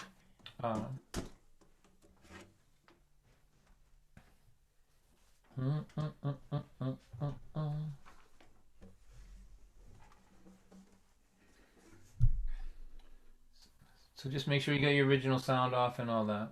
So it says off. Yeah, it looks like it says turn off original. Okay, so it's on. Okay. So that's good, right? Thanks. All right, what are you gonna do for us, buddy? Actually, I've got a new song I was gonna. I haven't performed this, so. Oh, good. A debut. Can you hear me? Okay. Yes. Right. Wasn't really prepared, so it's not. Could be a touch louder, Peter, if you could make it. Okay. That's good. That better? Okay, thanks.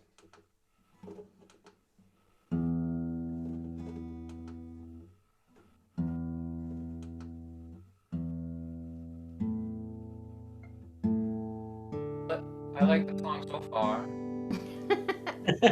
So familiar. Sorry about that. So we were talking before we got going about. I didn't mention that I do graphic design and advertising and stuff like that, and it's kind of, especially now with all these political ads and stuff like that, everybody hates us. So it's not a noble career. So anyway, I decided I had to write a hymn for myself. Well, I believe in advertising. I believe everything they say is true. If it's in black and white, it's gotta be right. Everything they say is true. I believe in advertising. So maybe when I say I believe, everybody else could say I believe. I don't know if this will work on Zoom. It might be a dumpster fire, but well, I believe. I believe. We'll work on it. I believe. I believe.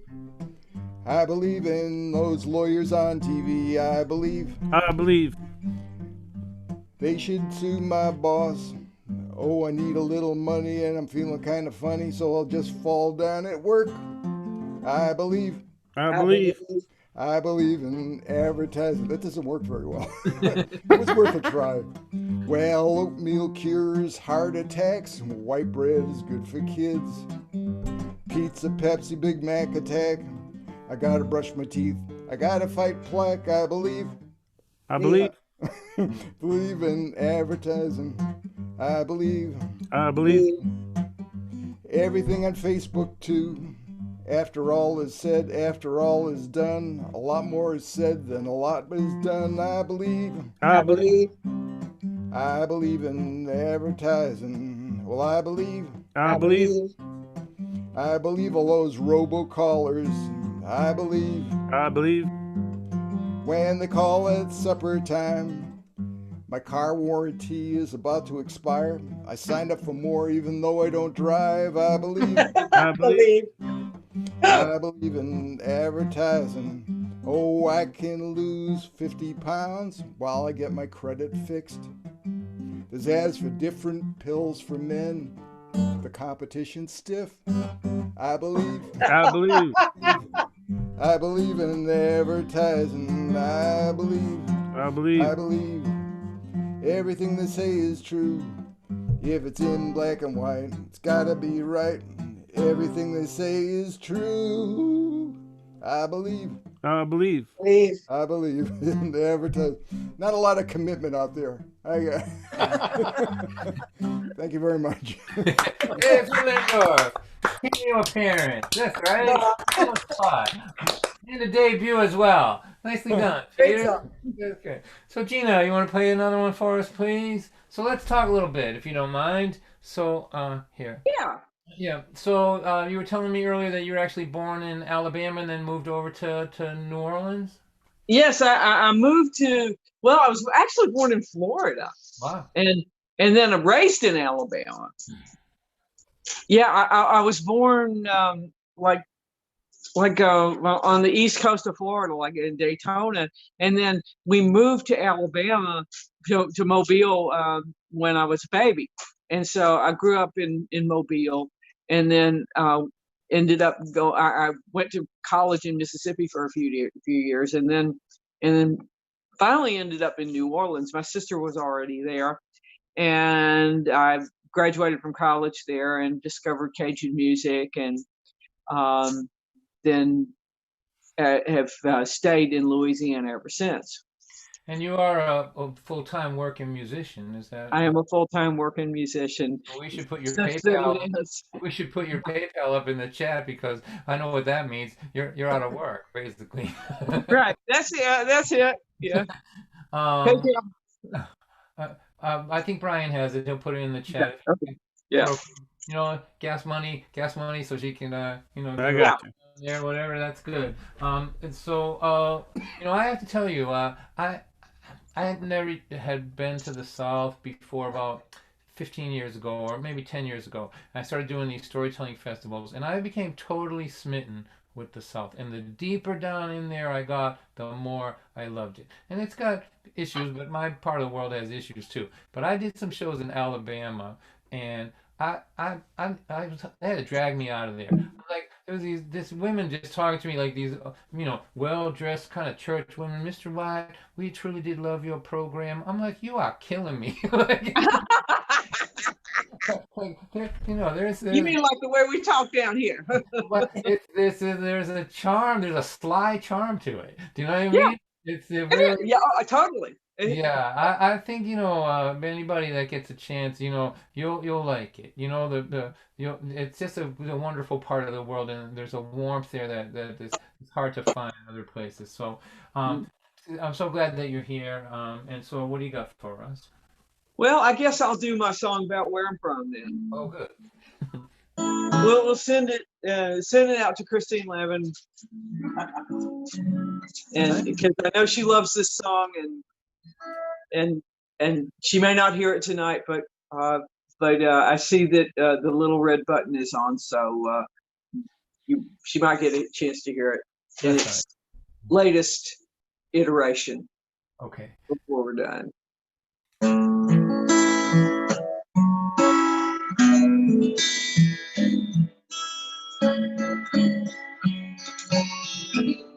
Gina, stop for a second. I'm sorry. Do you have your it's sounding kind of wobbly. Do you have your Oh, I do not have my original sound on. Oh, let me fix that. I didn't want to interrupt you, but I want everyone to know how good you sound. So go ahead. Is that better? Yeah, that's better. Okay, so it works for me to enable the original sound. Okay. Enable the original sound. Work for me. Go for it. Here we go.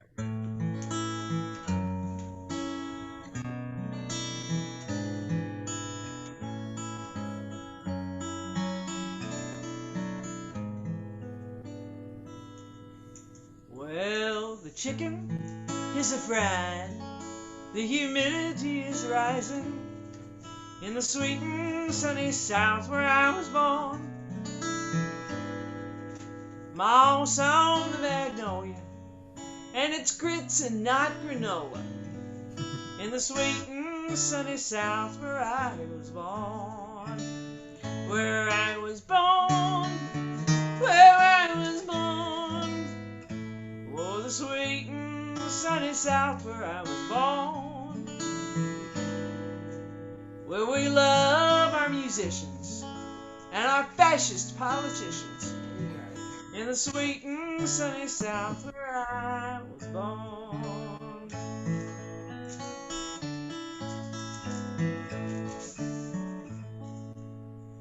Oh, that greasy food is endless. You could slap your mama senseless, but please don't. In the poor defenseless South where I was born. You mean you don't have a mask? Do I have to ask? In the sweet and sunny South where I was born. Where I was born. Where I was born. Oh, the sweet and sunny South where I was born. Where it's grits and not granola, and they know it from Shinola. In the sweet and sunny South where I was born.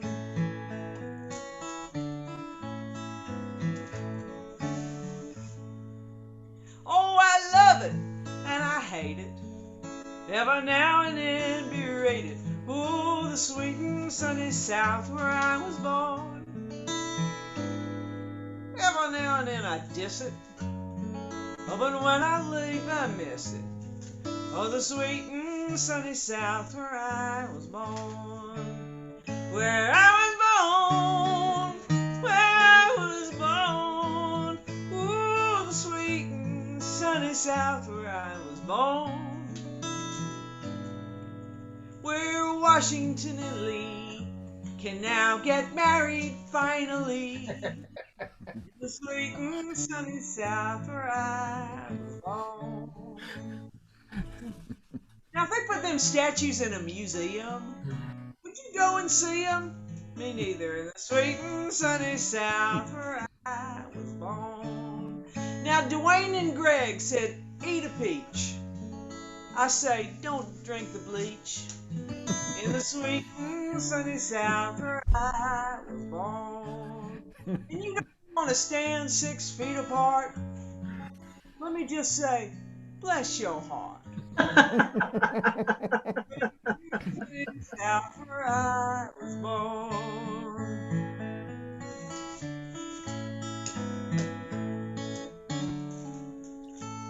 Oh man. That was great. That was That great. was great. I like the new verses too. That thing like was just always growing, isn't it? That song. Thank you. I mean, they just keep making me. It keeps writing itself, you know. It's really great. It's really sweet and funny and just everything. You know, I'm so glad that you're here. So we're gonna try to, you know, we'll probably wrap up around 9:30. So you don't mind hanging around, do another tune if we go around one more time? Sure. All right, let's hear it one more time for Gina, please, everybody. We've got an email. We're expecting an appearance from Christine Lamb pretty soon. You know, she's coming in on her Learjet, probably. You know, she'll drop her helicopter in, play a tune. Elvis has left the building. She'll be off. There she goes. But so keep an eye out for her. Carla, you're a child of the South as well, right? One of the Carolinas. Is that true? Yeah. Yes, South Carolina, and went to college in North Carolina, and then I lived in Georgia for a while, and then I lived in Florida, but not the southern. I lived in South Florida, which is the least southern part of Florida. You know, it's like everybody's from New York down there, but I only lived there a couple years. But the whole secret to my not being fully assimilated in South Carolina is my parents are from Connecticut. So I don't know. I'm some kind of carpetbag baby. I'm not sure. Actually, I mean, I was born down there. I grew up there, but you know, you got your parents with their big words and everything and their PhDs. It's I don't know. It's strange. I've had a lot of Southern friends, but a lot of my friends were also from other places. Because I'm from Clemson. Go Tigers. And I don't actually care about football. So again, it's another way not really like a real Clemsonite because I don't care about football. I think my problem was I was in the marching band. Were you in a marching band, Don? Marching band. No. You in band, school band? I was selling weed to the kids in the marching band. You were selling what? I was selling weed to the kids in the weed? Oh. Man, I didn't know about that. Where were you when I needed you? Well, Hey, Carla, I played the bass drum in a marching band. who's talking? Jill.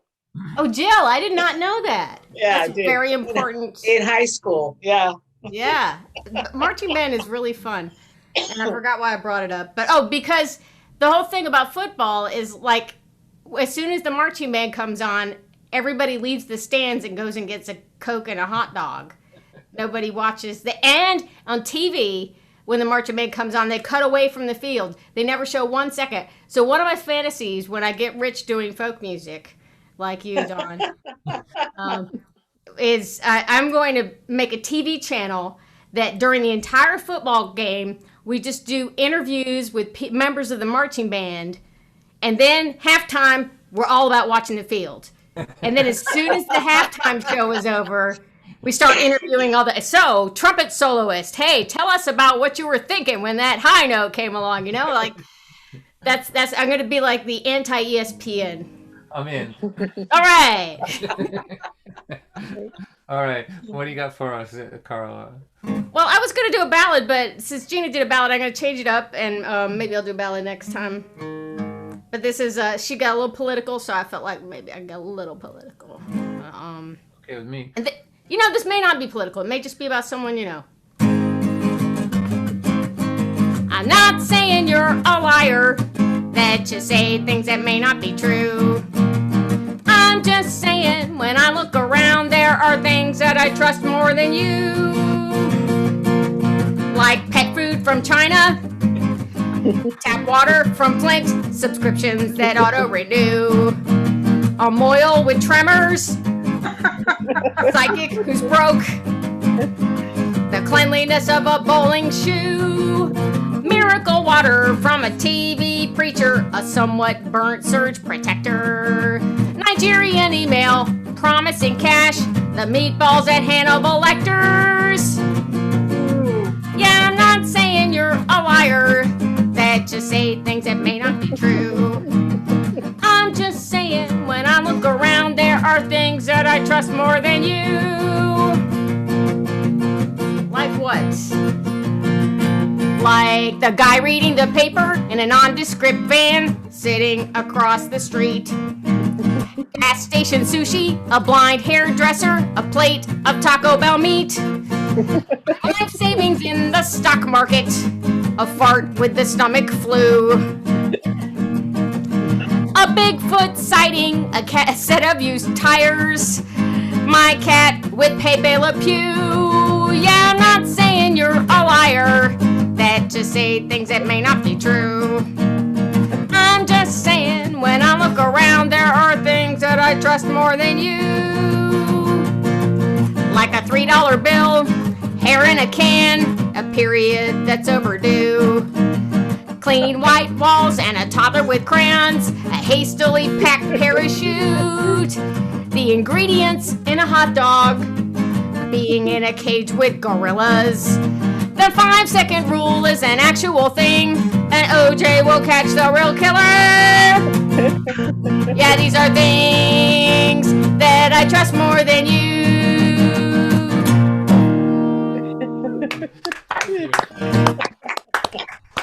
Thank you. That's funny. Oh, you really had me going here. I'm laughing. That was really nicely done. One more time for Carla. That was great. That was beautiful. Thank you. So Peter, want to throw another one in here? Another tune there? All right. Can you hear me okay? Yeah, go ahead. All right. Okay, so don't sing along with this one. I wanted to try that. I've wanted to try that for a long time, and you know, there's too much of a delay, but it was fun.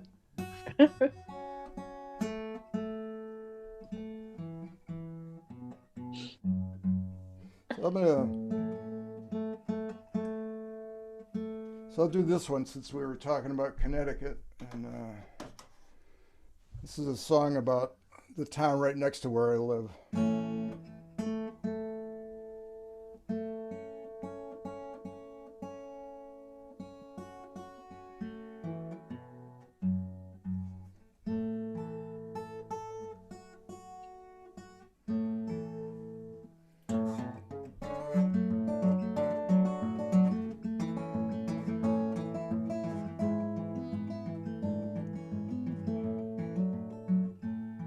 Well, we all live in East Longmeadow, and we live in a house just like all the others. Water my lawn till it's nice and green. My wife has a garden, she grows beans, and we all live in East Longmeadow. Well, I drive every day down to Hartford. I got me a job in a skyscraper. I wear a jacket, I wear a tie, I sell insurance. I'm a nice guy, so we can live in East Longmeadow. I just bought an American car. It's a station wagon with fake wood vinyl on the sides, gets 10 miles to the gallon, so we can get around East Longmeadow. And we all live in East Longmeadow, and we live in a house just like all the others. Water my lawn till it's nice and green. My wife has a garden, she grows beans, and we all live in East Longmeadow. Well, I've got 2 great kids, I'm not bragging. I keep them in the back of my station wagon. They get up in the morning, they go to school. One's below average, the other's a fool, but we all live in East Longmeadow. And we all live in East Longmeadow. And we live in a house just like all the others. Water my lawn till it's nice and green. My wife has a garden, she grows beans, and we all live in East Longmeadow. Well, I drove home one night to my house. I said good evening to my spouse. Grabbed my dinner, started to watch TV. I noticed everybody all staring at me.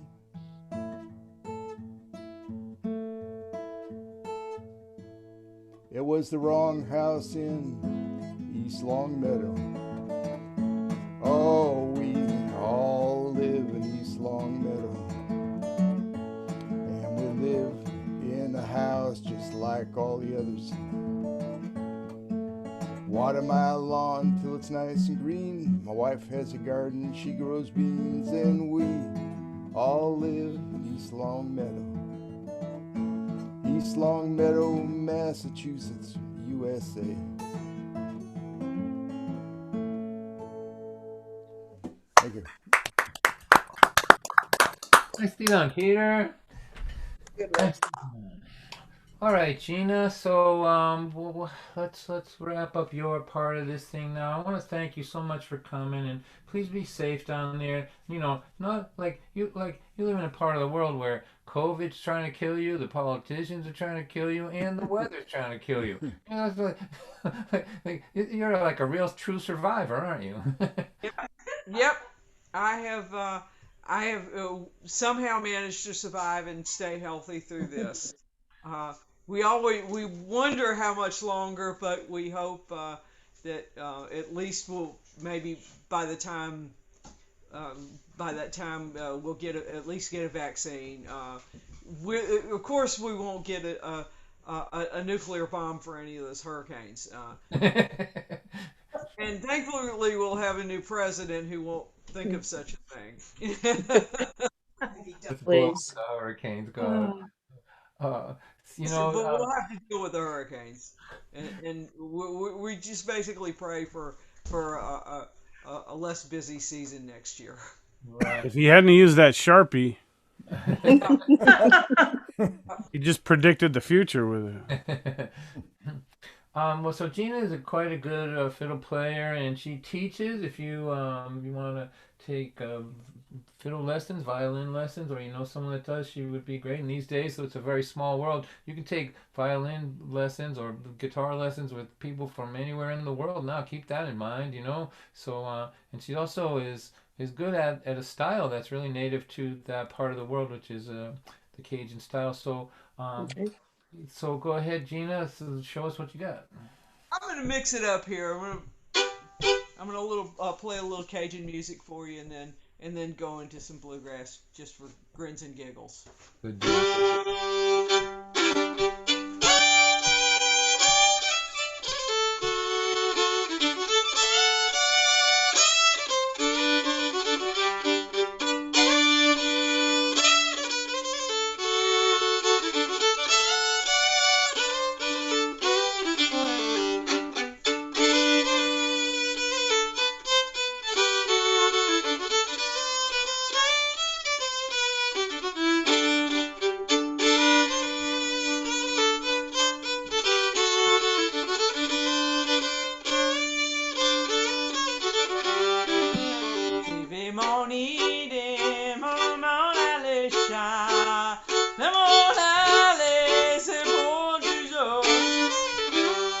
on vient charbon la dernière fois. Dans mon Tibet, bon Dieu, bye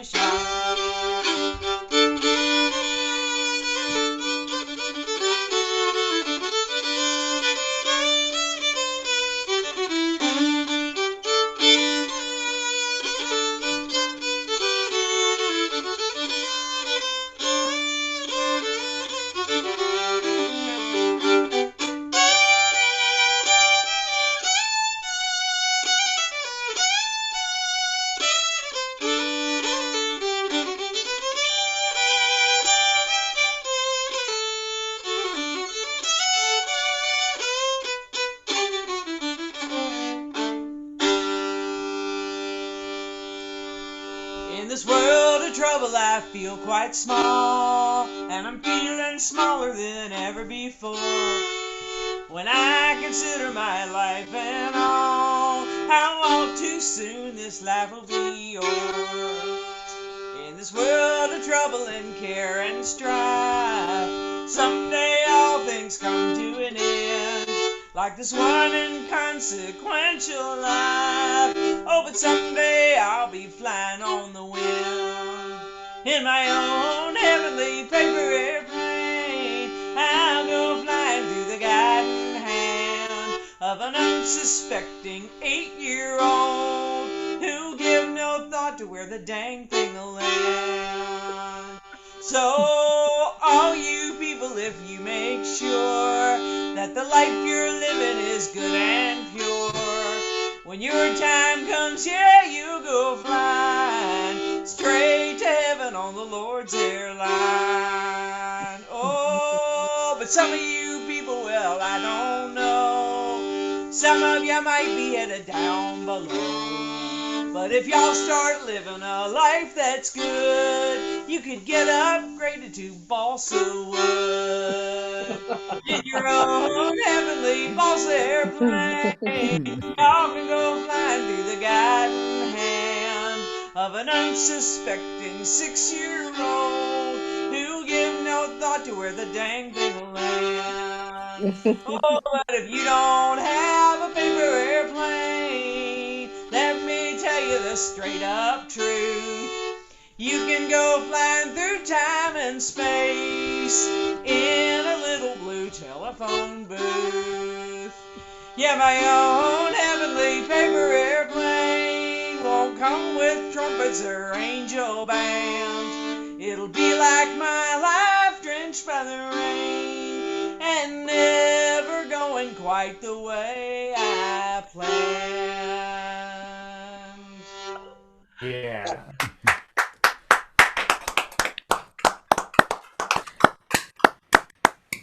You know, thank you so much, man. You brought such great energy, and we're here I usually do this on Thursday nights, but just keep an eye out. Sometimes it's on Sundays and Mondays too, but anytime. And I mean, this is true for all the musicians here. You know, just pop in, even if we're packed with people in the after party. We'll let people know what you're doing, get you to sing a song or something. But I'm really grateful to you, and I'm glad to see that you're doing well. So one more time for my friend Gina Forsyth, please. Thank you so much. Thank you so much, John. Thank you so much, everybody. All right. So Carla, what are you gonna take us home with? Well, I just have to say what a treat it is to hear Gina. I haven't heard her in years, and wow, that is some fine fiddling and a hard act to follow. But I will follow it with this ridiculous number. When you're out on the town, going through the drive-thru, or heating up a can of pork and beans, or dancing up a storm in your living room, it's the official uniform of the quarantine. Sweatpants, they go with everything. Sweatpants, be on trend if you dare. Sweatpants, there's just no better choice for your long commute from the bed to the chair. They're wearing them in all of the trendiest cities, from Paris to Rome to Berlin. These baggy cotton knickers never go out of style because, let's face it, they were never in. Sweatpants, bow chicka bow bow. Sweatpants, hey, they're pajamas too. Sweatpants, Sweatpants, not just for the self-employed, because no one can see your pants on Zoom. Paired with an oversized t-shirt, these versatile trousers feature a forgiving, non-judgmental drawstring. Seamlessly go from day to evening with color choices of dull, drab, or blah. Sweatpants for casual Friday, sweatpants and casual Monday, sweatpants and Tuesday, Wednesday, and Thursday, but weekends are for laundry. So put on your other pair of sweatpants. Everybody's wearing them. Sweatpants, come on in vogue. Sweatpants, you work it, sweatpants. Very good. Thank you so much, Carla. Thanks, Don. I really needed a night like this with some thoughtfulness and some humor in it, and it's been really dandy. So I think Christine is just wrapping up her thing over there, so she's gonna pop in a minute. I think I'll sing a song and see if she can make it over here. But I want to thank Carla one more time. Just so glad that you're here, Carla. Thank you. Thank you, Carla. My honor to be here. Say hi to Joe. Oh, I will. All right.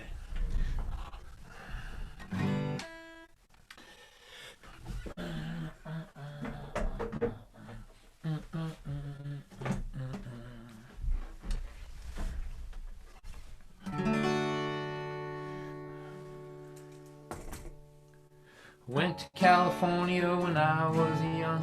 Stood beside the highway, waved my thumb. Met a lot of maniacs, met a lot of bums. They were all really kind to me. Life is not like TV. People in Michigan say hello to people on the street that they don't even know. And drivers in Boston make a left-hand turn without turning their signal on.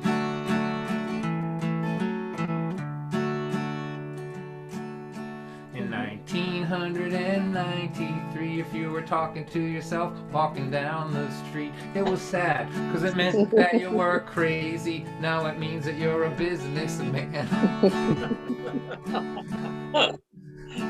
It's not crazy, but still kind of sad.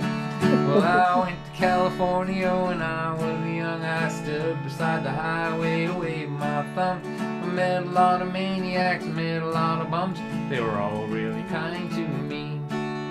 Life is not like TV. You know, my boss is younger than my children are. I've got to tell you, people, that is so bizarre. He's so adorable when he yells at me. It makes me want to pinch him on his cheek. And say coochie coochie coo coochie. I went to California when I was young. Stood beside the highway, I waved my thumb. Met a lot of maniacs, met a lot of bums. They were all really kind to me. Life is not like TV. You know, a lot of good musicians used to say to me, you know, you can't play guitar and you can't sing, so you can never make it in this here scene. And I don't think that they were wrong.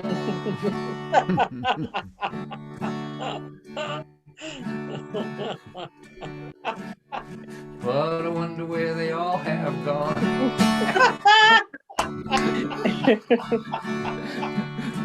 Such a I went to California when I was young.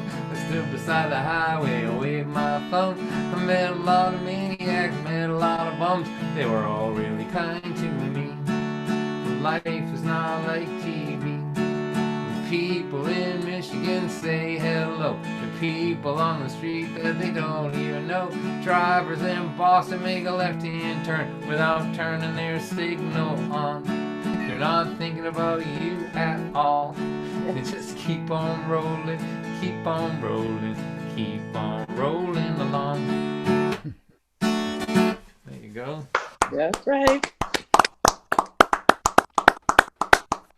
Brian, can you see if Chris is still playing at that other show now? Is she off the stage now? Oh, I've been watching the whole time. It's a really good show. You should see it.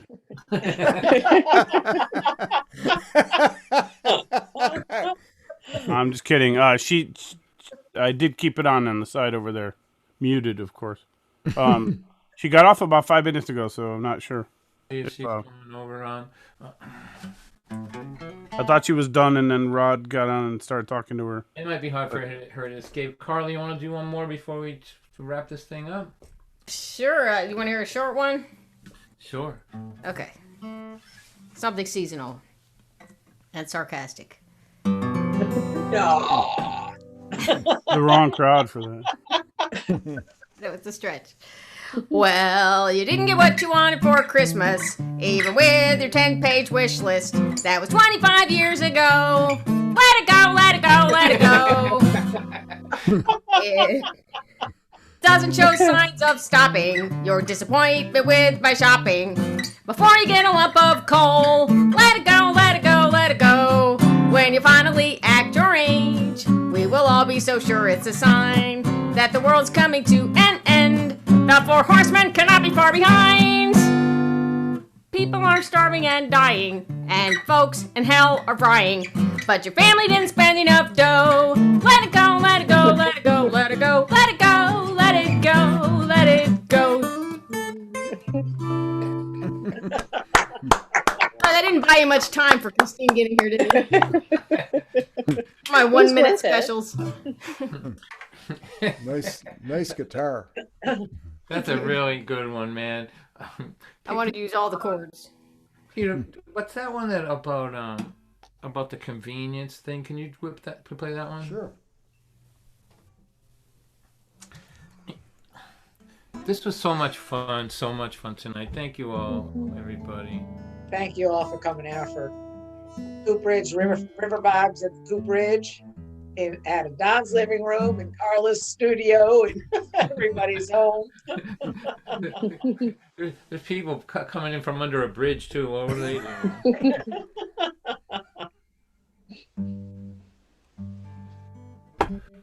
Okay, hang on a second. Brian, can you? I'm gonna check out for a second because Chris needs I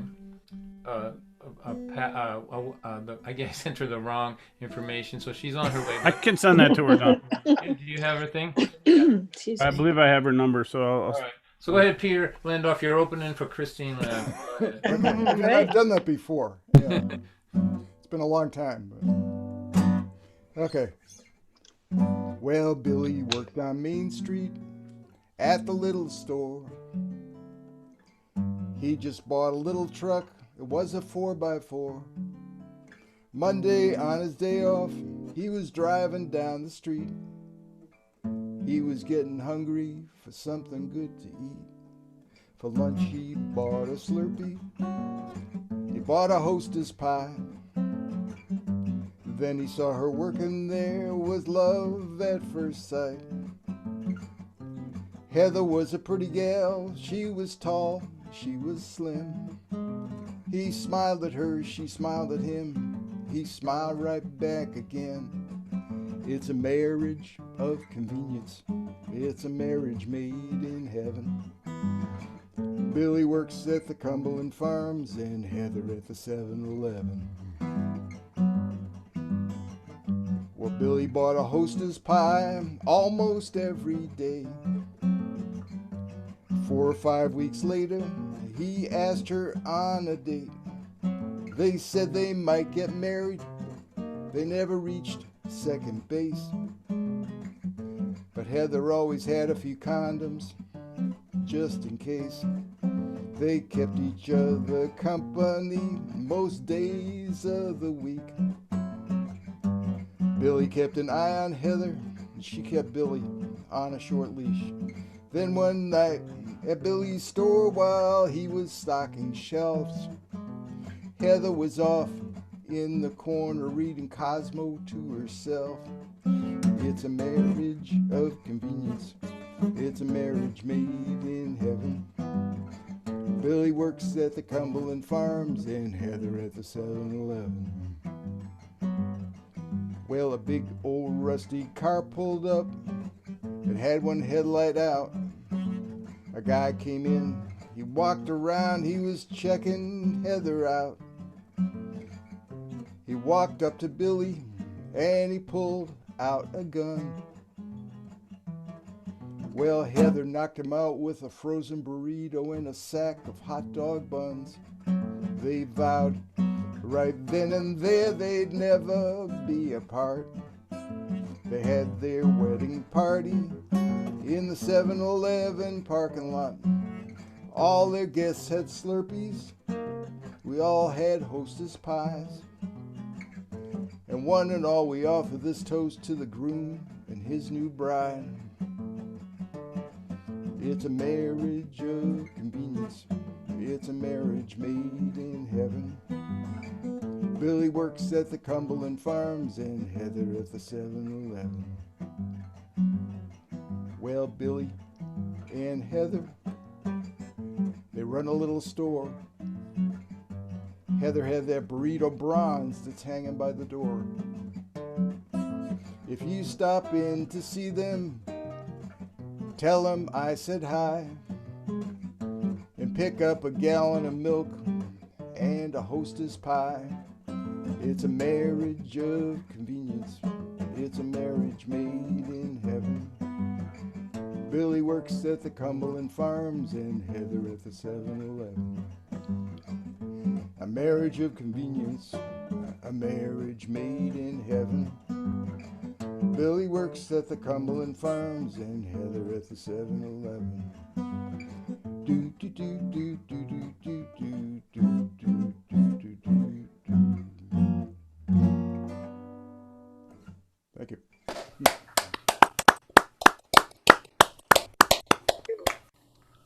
Nicely done, Peter. Nicely done. So Peter's finally got his dream has come true. He just opened for Christine Lavin. Christine, unmute yourself. And so thank you for coming. I know you've had a busy day. Appreciate you. Are we sure she's here? She's here. I just I don't saw think her. she's here. No, she is. I just saw her. No, that's not her. Right here. Oh, there she is. There she is. Hi, Christine. Oh, Hi, that's not Chris. her. Wrong mic selected. Like your Christmas tree, Christine. Yeah. Fabulous.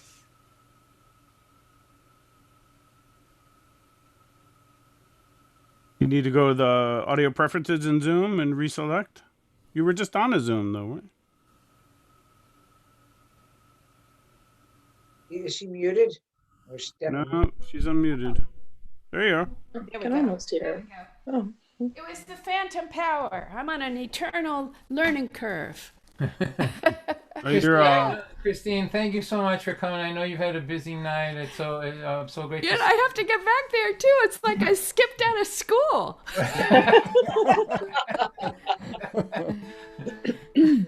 Well, you want me to do a song for you guys? Yes, please. Yes, yes. Here we go.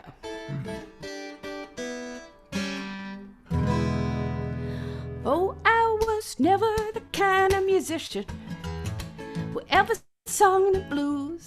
I'm too full up with optimism. I find it hard to watch the news, but if you know anything about music, you recognize this is a blues progression that I play in the key of A. For the first time in my life, I'm singing the blues 'cause of what happened to me the other day. You're thinking, what happened? What happened? Testify. All right. I was looking in the mirror. Mirror was looking back at me. Woman in the mirror says, here's a dose of reality. And then she mumbles something. I had to say, could you repeat what you just said? A woman in the mirror grimaced, rolled her eyes, and shook her head. The next day, the same thing happened. I was talking to my reflection. She was mumbling back. I said, is this some kind of trick of natural selection? I said, come on out with it. Speak up. Unless you want to play charades. The woman in the mirror leaned in and said, you need I said, what? She said, you need hearing aids. What you talking about, mirror woman? I admit I was dismayed. I told her I've had my hearing tested. She said, that's right, 5 years ago. Oh, did they tell you that your hearing was perfect then? I could not lie. I said no. Did you have your hearing tested again after that, she asked. Again, I could not lie. 4 years ago, I knew my ears were in trouble. How much trouble? That was hard to quantify. She said, you had your hearing tested 6 months ago. How'd that go? Worse. It's a curse. She said, you gotta do what you gotta do. You gotta stop living in a fool's universe. Now when I talk to the woman in the mirror, I hear every word. It took me 5 years to get to this point, I swear. That's absurd. But if you find yourself saying, what? Over and over again, get your hearing tested. You're missing out on too much life, my friend. Oh, I was never the kind of musician who ever sung the blues. I'm too full up with optimism. I find it hard to watch the news, but if you know anything about music, you'll recognize this as a blues progression that I play in the key of A. But I no longer sing the blues, 'cause I hear everything. I hear every little thing you talk behind my back. And I will hear you, every little thing going on today.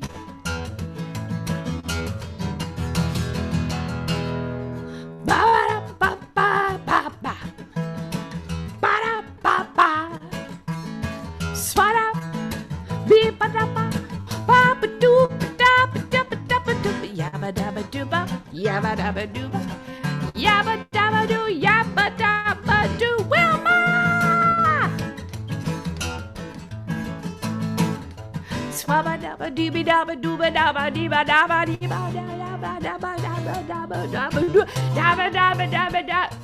What? I'm not a very good blues singer? I heard that.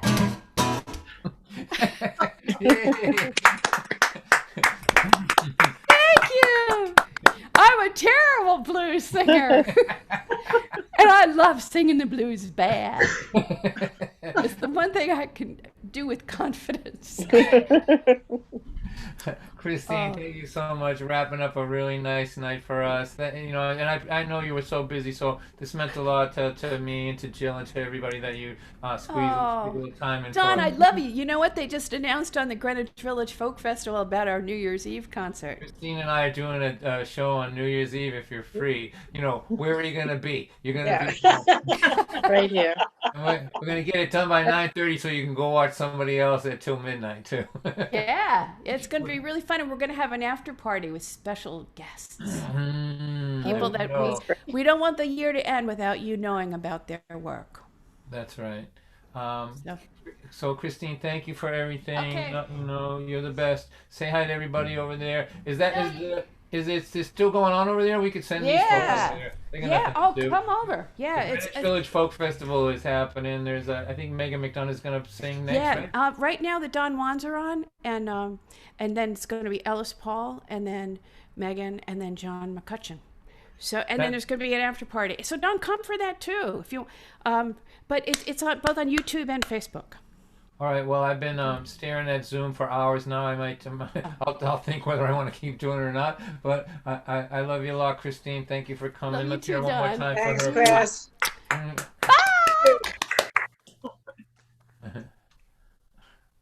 She goes. That's it. All right, Done. girls. I think that's it. I know nobody wants to follow Chris, that's for sure. I had to do it for 9 years, and I'm done with it. I had to. The whole time we toured together, she wouldn't let me go on first.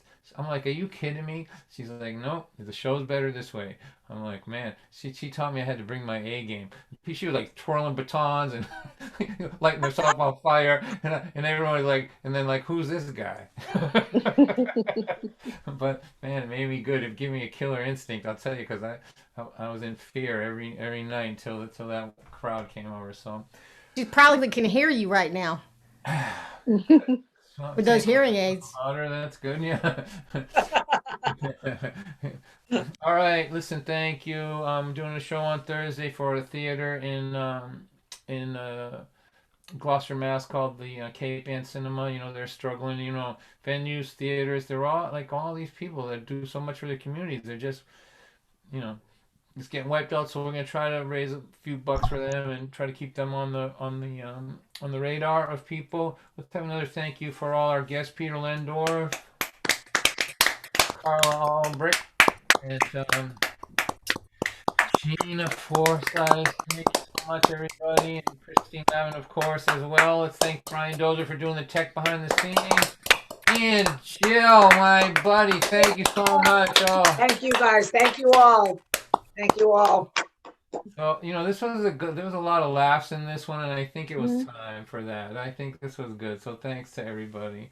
So we don't just click the button. If I click the button from over here, what happens is, because we started the meeting, I don't know if what you know about Zoom, but then all of a sudden this illusion of us all being together and kumbaya and holding hands, it just gets abruptly ended to a white screen, and it's too traumatic for most people, so so I don't do it. So I'm not going to press the button and dissolve your illusion of us being together. You can leave one at a time. Gently. Say goodbye. And leave. Bye. Thank you. Thank you. Thank you. Thank you. Thank you, everyone. Bye-bye. Bye. So long. Thank you, Gina. Bye bye.